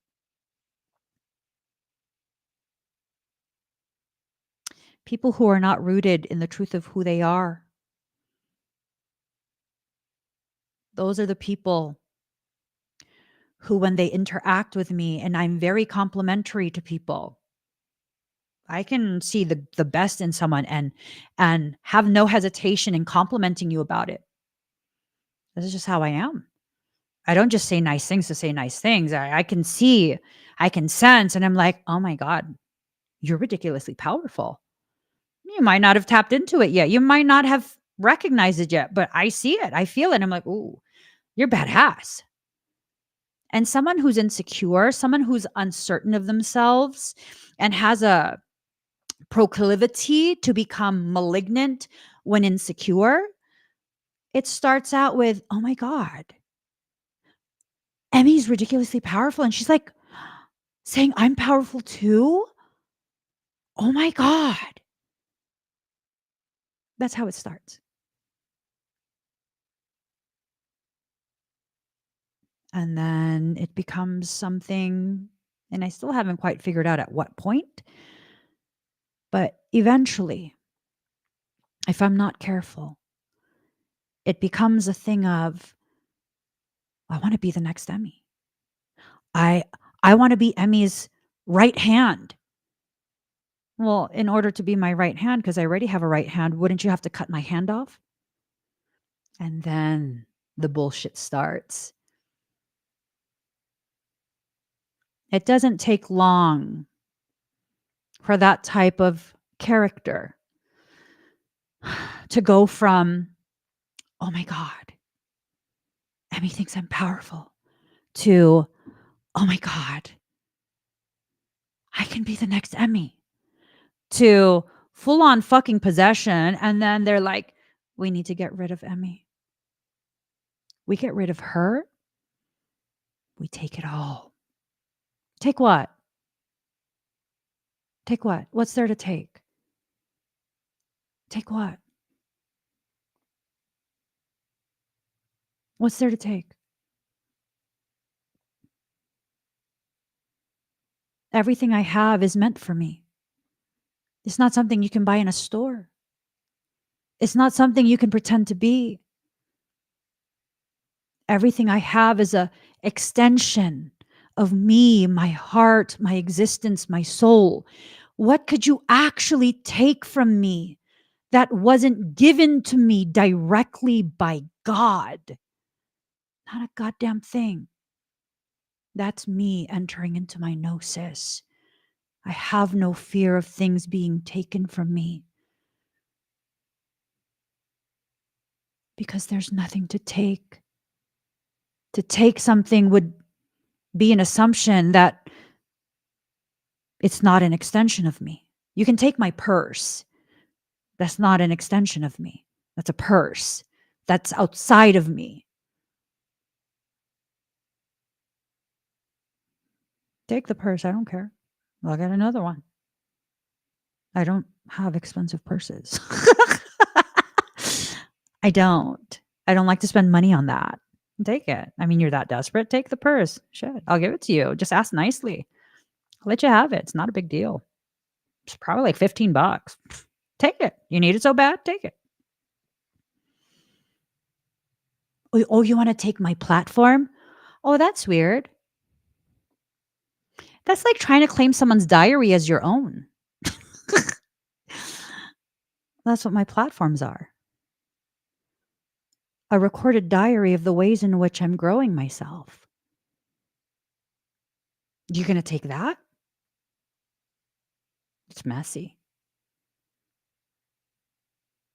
It's intense. I mean, if you're going to try and take that and pretend to be me, you're probably going to lose your mind. I don't know how someone could fake being me, because the degree of chaos that lives in my brain, good luck. Good luck. Good luck. Feed the hamsters. They have a rave every day. Good luck. You guys need to allow yourselves to enter into a space where nobody intimidates you, because nobody can be you.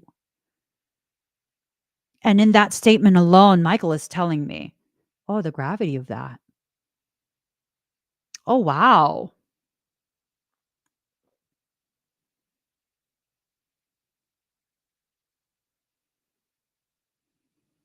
The gravity of it. There's nothing to fear because no one can be you.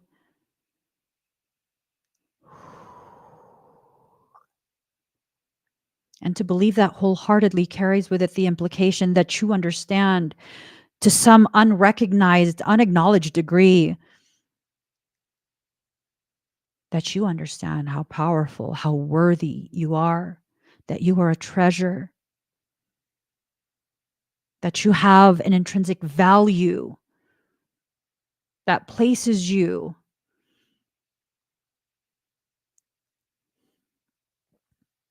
in a position that others would covet your existence.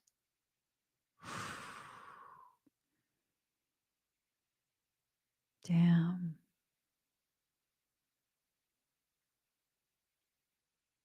So I guess I know more about myself than I give myself credit for. Another layer has just been peeled back. Wow.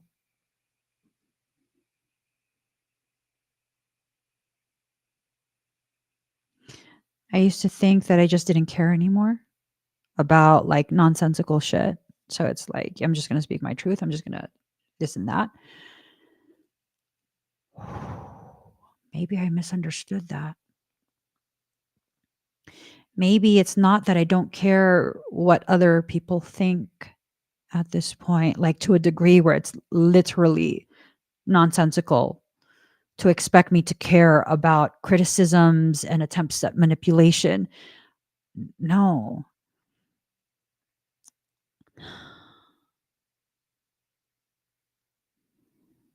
It's that I'm reaching a level of awareness of my value that now I'm no longer willing to devalue myself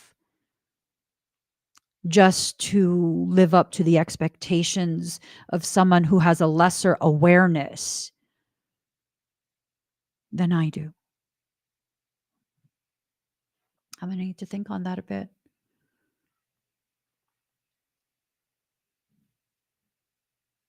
I'm going to need to think on that, because I don't know that I've developed that.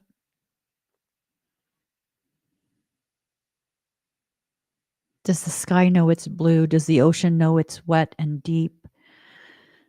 Do the bees know they're bees? Do the plants know the way they smell?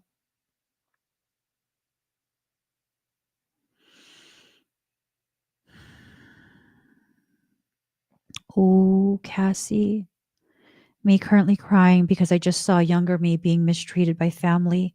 Shame to the point I spent all my time outside. Were you shamed to the point you spent all your time outside? Or were their actions very clear in communicating you were not allowed inside?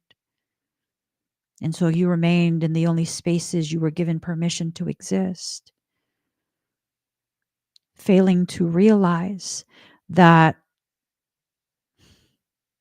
to be inside the house is to be limited by walls, to be confined, imprisoned,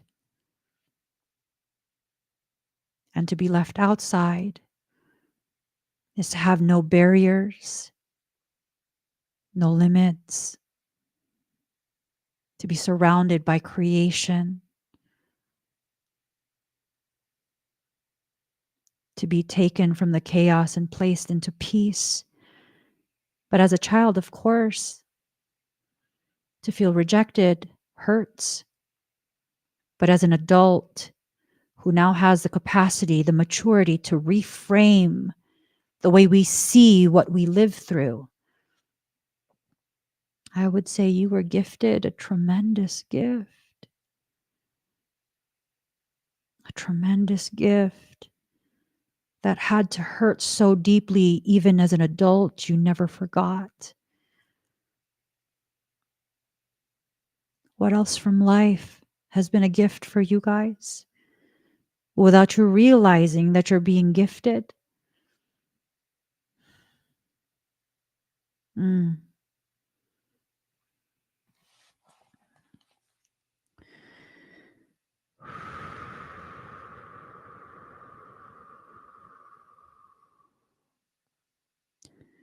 Throughout the ages, Lilith was demonized. She was the first spiritual upstart, but in recent years, her status has changed. Lilith is a feminine force of command and strength. She represents the powers we hold in secret. When this card turns up during a reading, something lurks. Remember what I told you? Someone's plotting. They are recognizing your power before you recognize it yourself.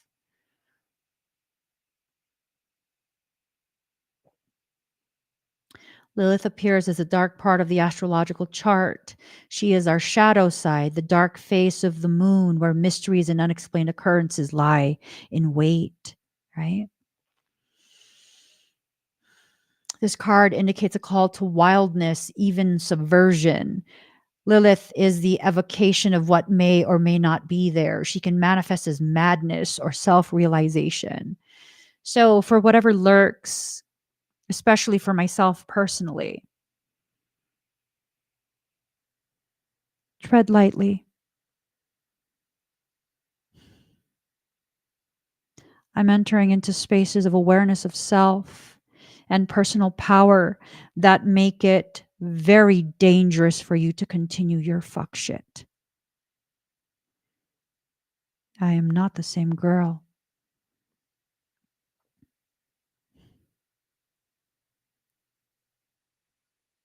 You test me these days. Not only will you find yourself ensnared in a position of vulnerability, you will see me with no mercy.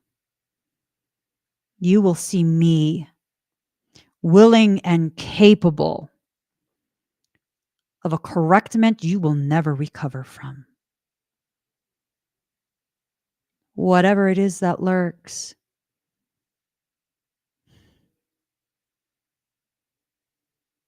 tread lightly and don't you dare get any closer. I am not the same girl.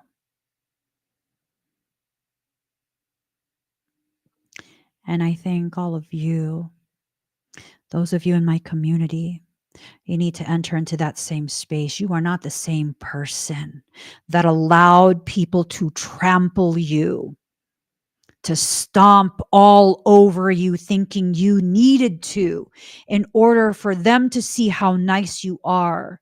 When people are blinded by their own entitlement, they cannot see no matter how hard you try. They cannot see the treasure you are. They see simply trinkets that can be sold. No more. Own your space. Walk your path with no shame, no guilt, head held high.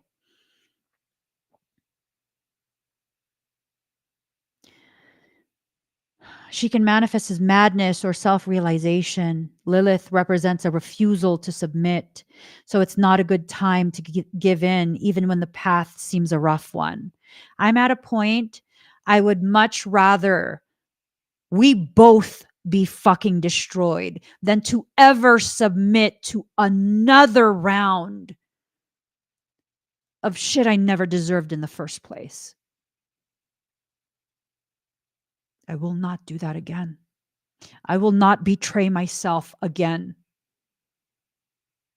Because now I realize this entire time I've been powerful enough to protect complete strangers, to protect a large community with no depletion. It wasn't that I wasn't capable of protecting myself, it's that I refused to. And now I will not refuse whatever it is I need. No more. No more. There may be a tendency to isolate and focus on feelings of revenge. The hallmark of Black Moon Lilith energy is muteness and aloneness. What I found, and I will be abiding by these days from this point forward, this is my logic. You fuck with me behind the scenes, I talk about my life openly. I will talk about every single thing that is being done to me. I will no longer hide details of what a person or people are doing in the background. You don't want to look bad? Don't do bad shit. You don't want me to say bad things about you? Then stop being a bad person towards me in the secrets of the shadows. I will speak about my life. That is the one thing I will always fight for, that right. I will speak about my life and how I grew myself despite the attempts to try and destroy me. You don't want to be part of that story? Back the fuck up. And don't worry. I'm not going to promote you.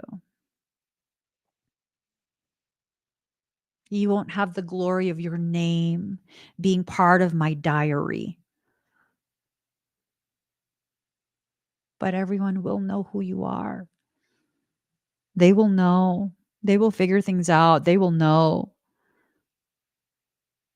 And you're going to have to live with that. You're going to have to live with that. Got nothing to do with me. Go to therapy or something. I don't know. Go to therapy or something. Do yourself a favor. Go to therapy, fix whatever the hell is malfunctioning, and maybe you'll stand a chance of becoming a good person. But for my community, no, don't stay quiet. No. Don't stay quiet. No.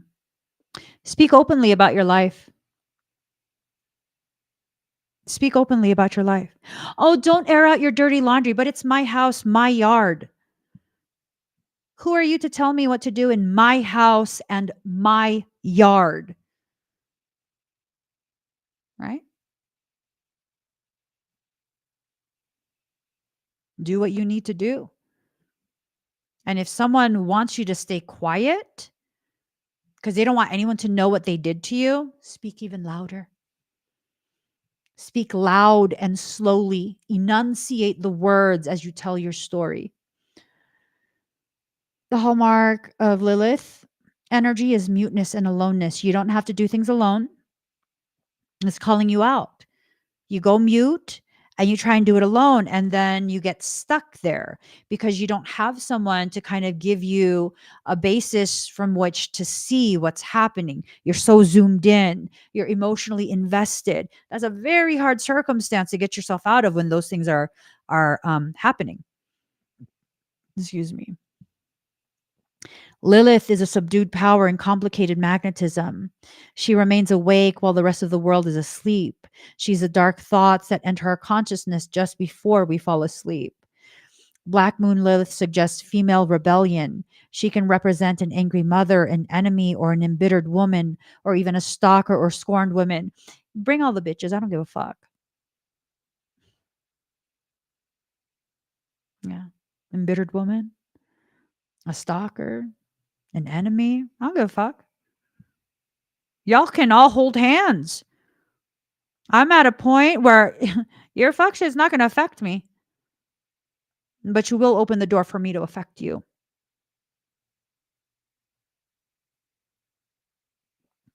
I say it again.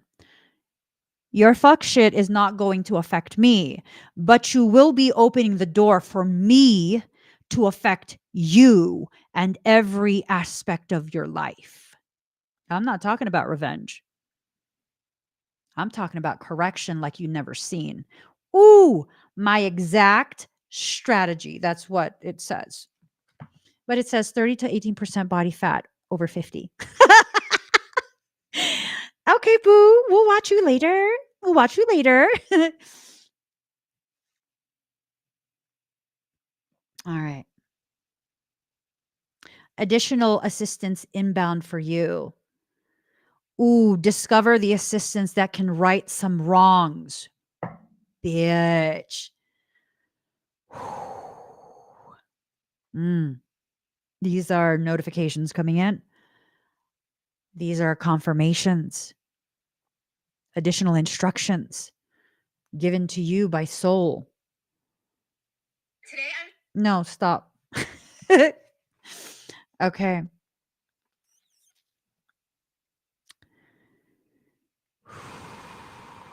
You have a feeling you're waiting for something to happen, but you don't have the entire information. So the facts are hidden or mysterious. Something's stalked. Something's waiting for you to have a misstep. You feel it, but Lilith is sharp. She knows, she senses, she processes what is there. Because Lilith feels slighted, she can represent a formidable foe or a dangerous enemy. Through Lilith, we discover creativity and the beauty that can exist in the darkness as long as we keep our own demons in check and under rule. And I think those demons are referring to your insecurities, the ways in which you passively give permission for others to trample all over you. No more. No more. Those who chose card number 3, you have card 6. Hashtag 3 is card 6, Saturn, truth. So, all right. We are doing it. Wait. Oh, it's a reduction. Hashtag 1 was 24. Hashtag 2 is 12. Hashtag 3 is 6. 6, 12, 24. 6, 12, 24. 6, 12, 24.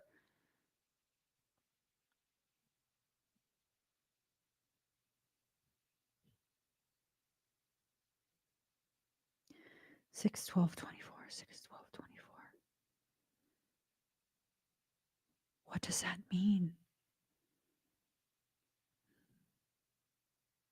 6, 12, 24, 24, 12, 6.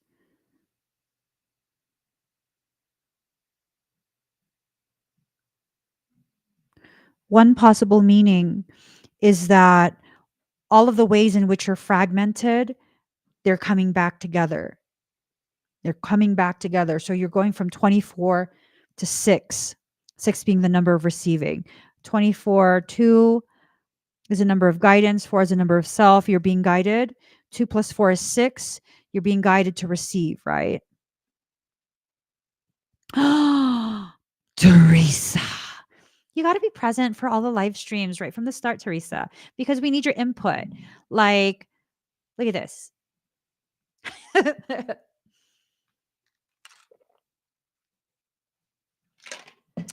When in June did I say something was happening? I said something was happening in June, right? Do you guys remember when I said?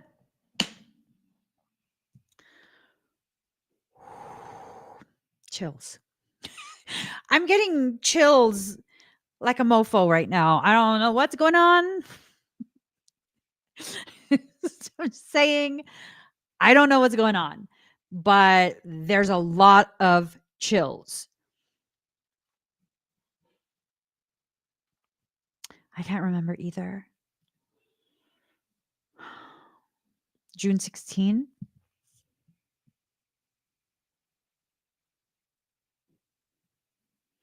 4 days after the 12th.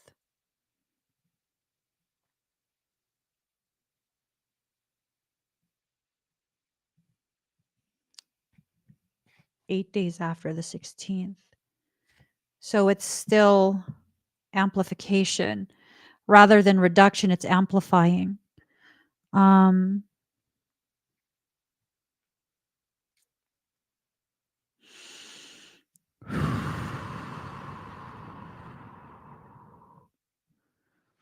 hmm. Not too sure. I think this is like a very intense message. I don't know what the message is. It's pertaining to numbers. It's pertaining to receiving. Um, hmm. I don't know. I don't know. Um, half of 24 is 12. Half of 12 is 6. But something is, don't know if it is related to the planets or something, possibly with the seals. Something with the seals coming up. All the J seals have been dissolved. Are you talking about the Templar seals, axioms, um, axiotonals? There's the Zeta seals, all sorts of different seals. But the J seals, the primary ones, have been dissolved. Are they trying to place another seal?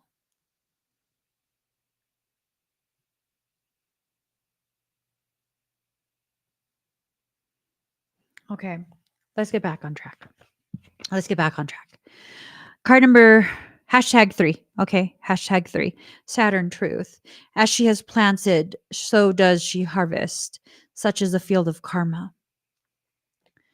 The Saturn card says that it may feel bad now, but it's going to be resolved. Saturn is a planet of the Reaper, the Lord of Karma, and as a rainbow planet represents what is tangible and solid in our lives.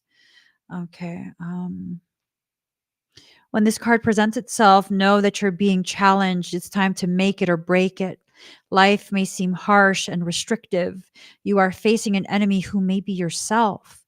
Saturn shows us that at times it is in our better interest not to have those things we want, and that if we were to have them, they could lead us to our destruction. So,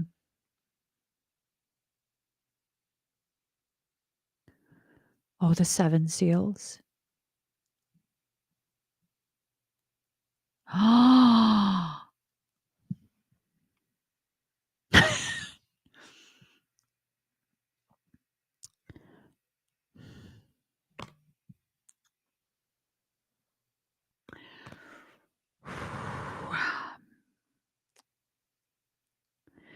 Okay. Opening up of one of the 7 seals. Okay. I just got information, and maybe it's not going to make sense to most people. It's just not. But maybe one of you can write this down in your handy dandy notebook. I'm serious. Handy dandy notebook. I would write it in mine after the live stream is done, but as soon as it comes out my mouth, I'm probably going to forget what the hell I said. So, I read opening up of one of the 7 seals.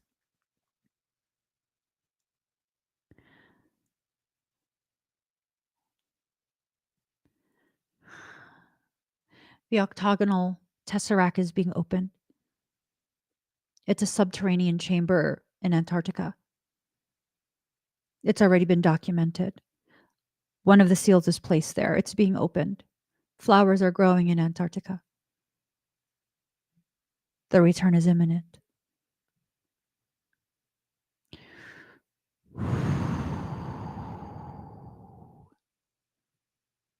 The return is imminent.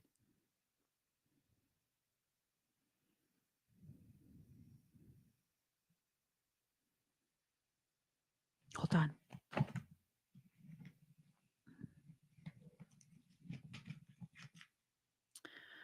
Okay.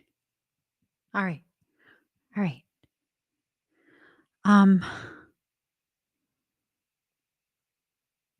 The message about the empire, is it accurate? Yes. The message about the Tesseract. Is it accurate? Yes.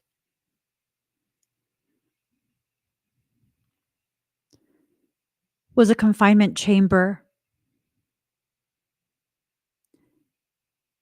was the reason for the confinement chamber to protect the seal? Oh,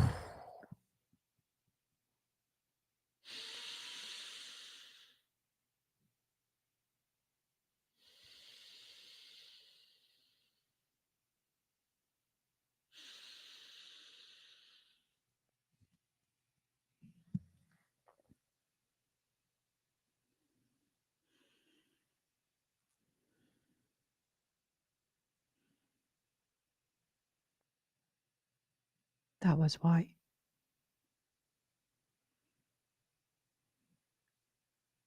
That was why.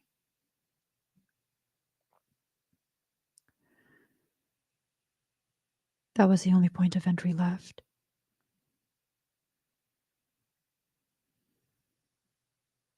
That was the only point of entry left, and because it was a point of entry, they needed something profound to protect that entry point.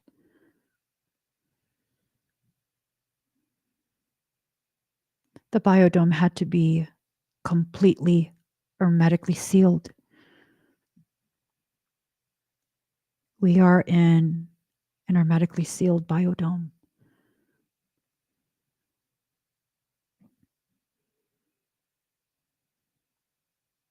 So why would the seal be allowed to be opened?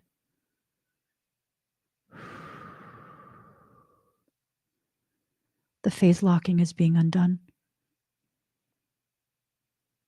And as the phase locking is being undone,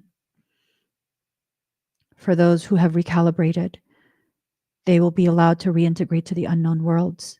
They will once again be known.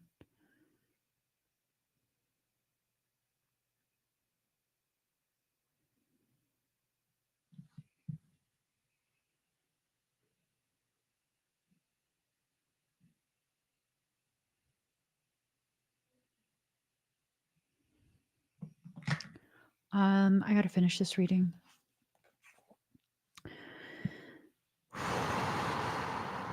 When the Saturn card presents itself, know that you're being challenged. It's time to make it or break it. Life may seem harsh and restrictive.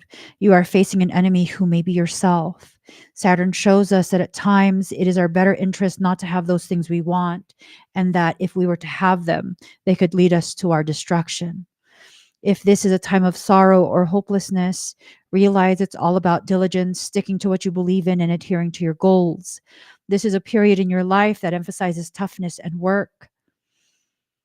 It's all about not giving up and following through.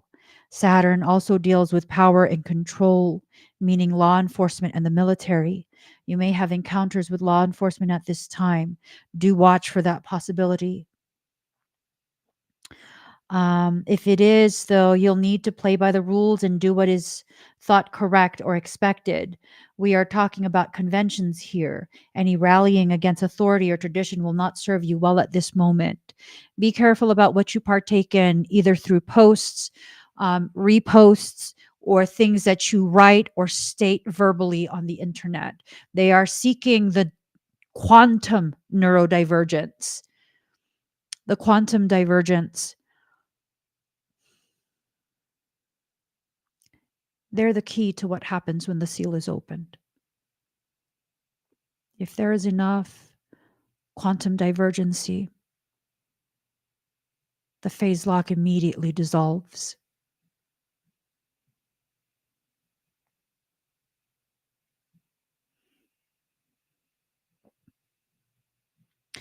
On the more positive side, you may meet a fatherly type who will help you advance with your goals. Saturn can sometimes herald the appearance of a sage or a teacher. This will be no small thing and can indicate a mentor arriving just when you are in most need of one. Dealing with the age may be an issue now or in the near future. Feeling your age, no matter what your biological age is, will seem pressing and even worrying. Why have I not accomplished more at this age? Have I wasted my time? Did I allow important affairs to slip by me while concentrating on non essential matters? Many lessons are being learned and problems conquered, currently or in the near future.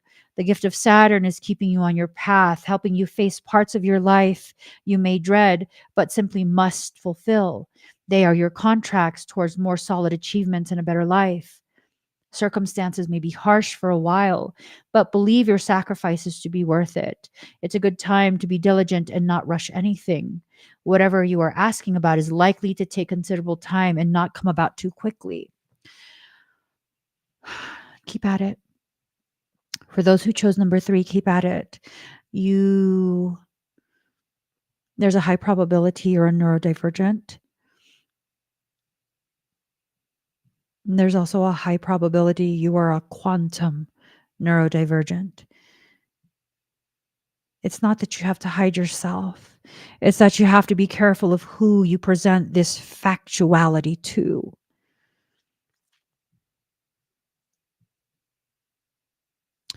I think for many of you who chose hashtag 3, you're reaching a point where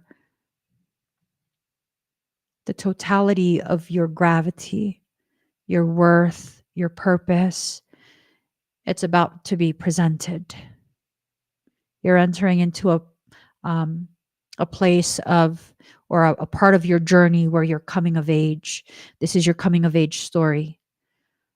You're about to speed along and fully enter into a state of gnosis. Gnosis is the adulthood of consciousness.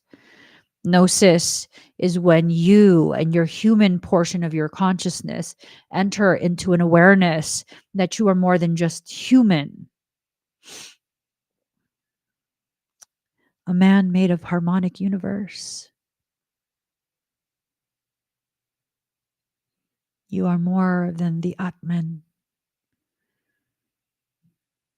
You are entering into an awareness that you are born of the Brahmins.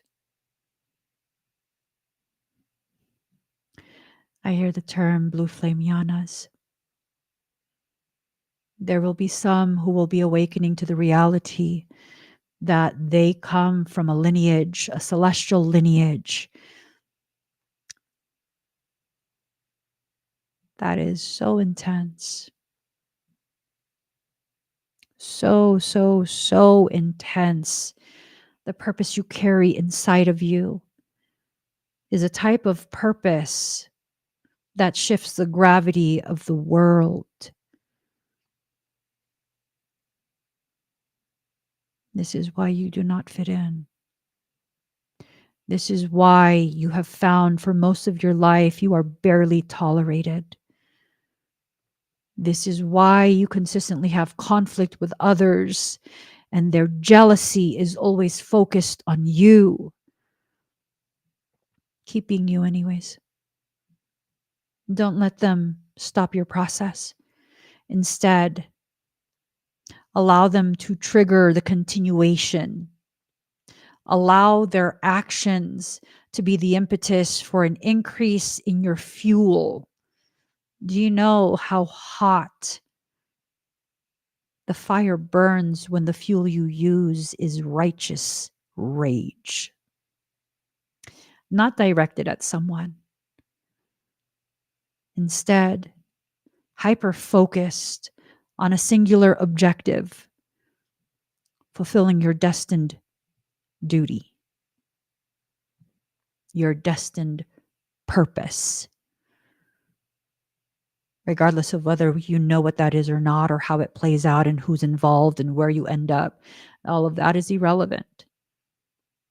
For those who chose hashtag 3, you're being called into active duty by soul. That's intense. That's intense. You need to learn how to work your energy. It is very important. You need to learn how to work your energy.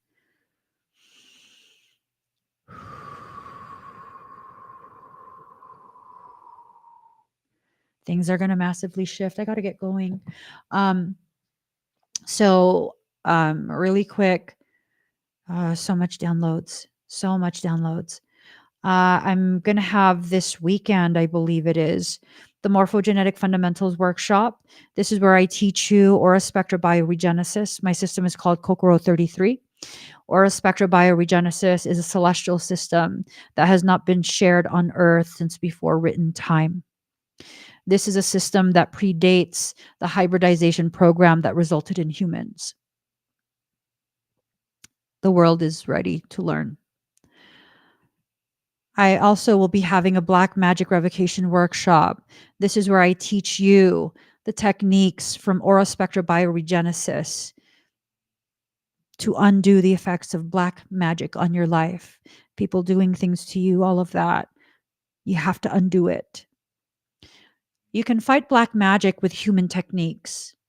And that's going to come down to who's the stronger one between you. People who are fucking wicked, they tend to be more tenacious than those of us who operate from a space of integrity. That's not good. They're willing to do things to beat you that you are not willing to do to negate them. What I teach predates the existence of human magic. So, what does that mean? Black magic is outranked. It's not about how committed can you be to harming them back so they stop. No.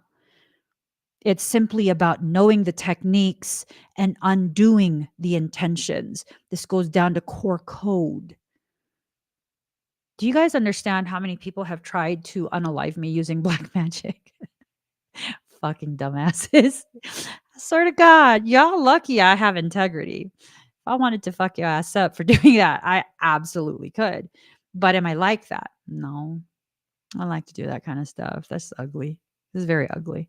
I don't want to be like that. Right?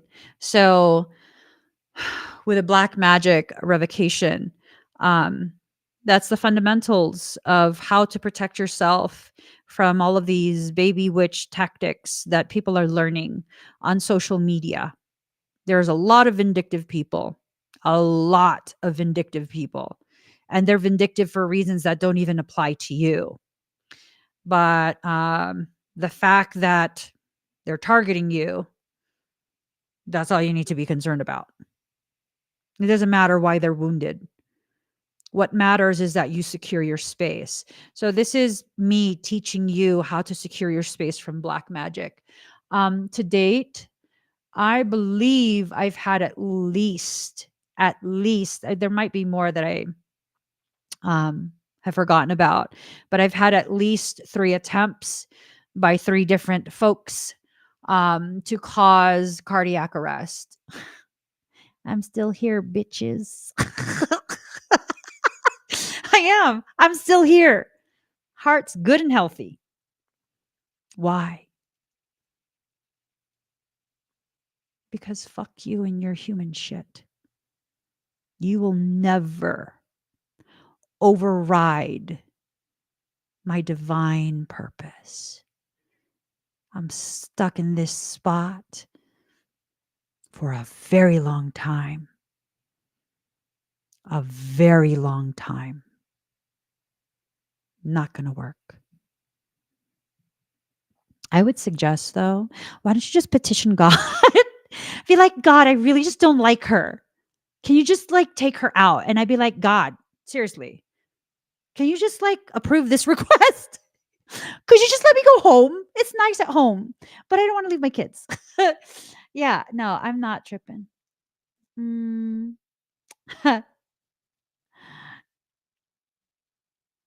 I just got a notification. Let me read this. Okay, hold on. Wait. Okay. So, several notifications to share with you guys. The first one, it's time to take the next step.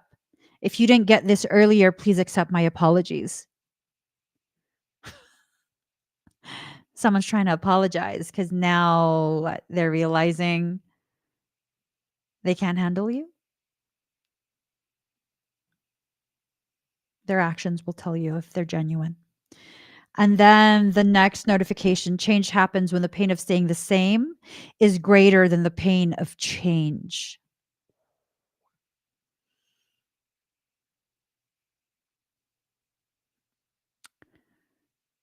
Guys, no matter what, change is the only given. It is the only guaranteed thing in life. Change. Embrace the change. Embrace yourself. Allow yourself to get to a point where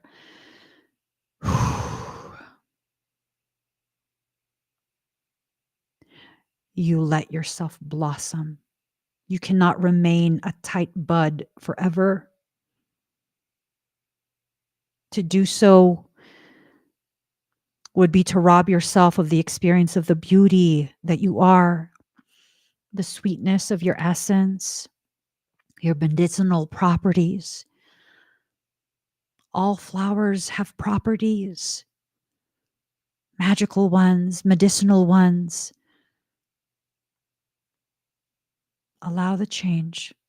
It's scary, but you can allow it while being afraid. You never had to be in a space of complete fearlessness to allow the change. Change is going to happen no matter what. It is going to happen no matter what. So let it. Stop wasting your energy fighting something that is inevitable. Change is not always bad. Sometimes change is what takes you from a bad circumstance to a better one, or from a bad circumstance to the greatest life that you never thought you'd be able to live.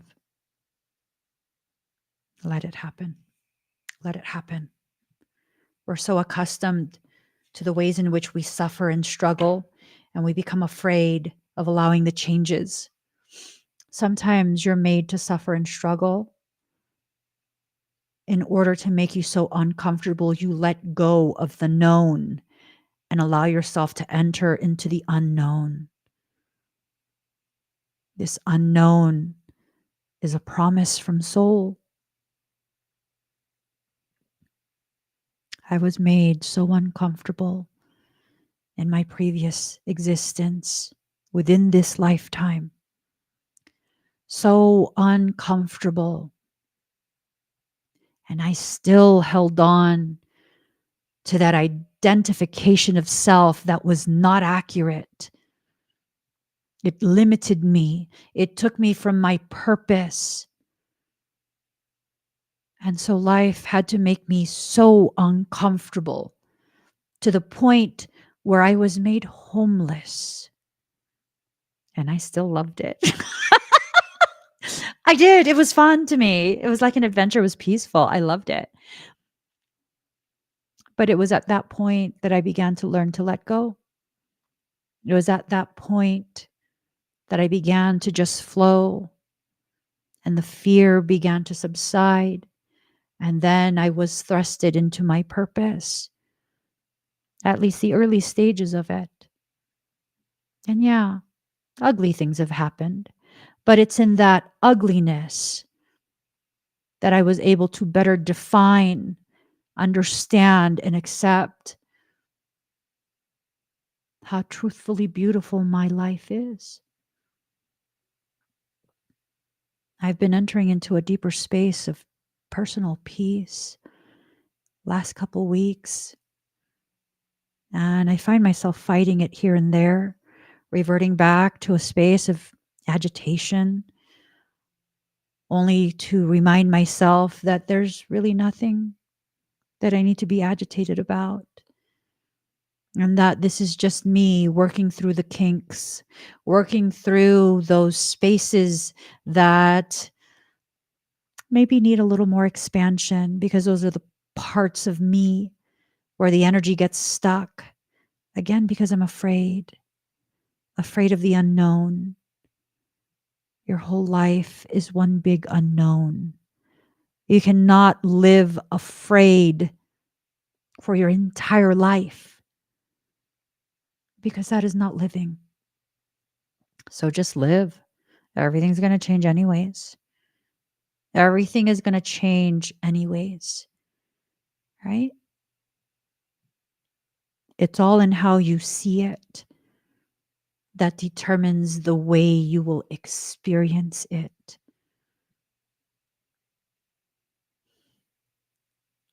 Live no matter how you experience whatever it is you're being asked to experience. Just truly live.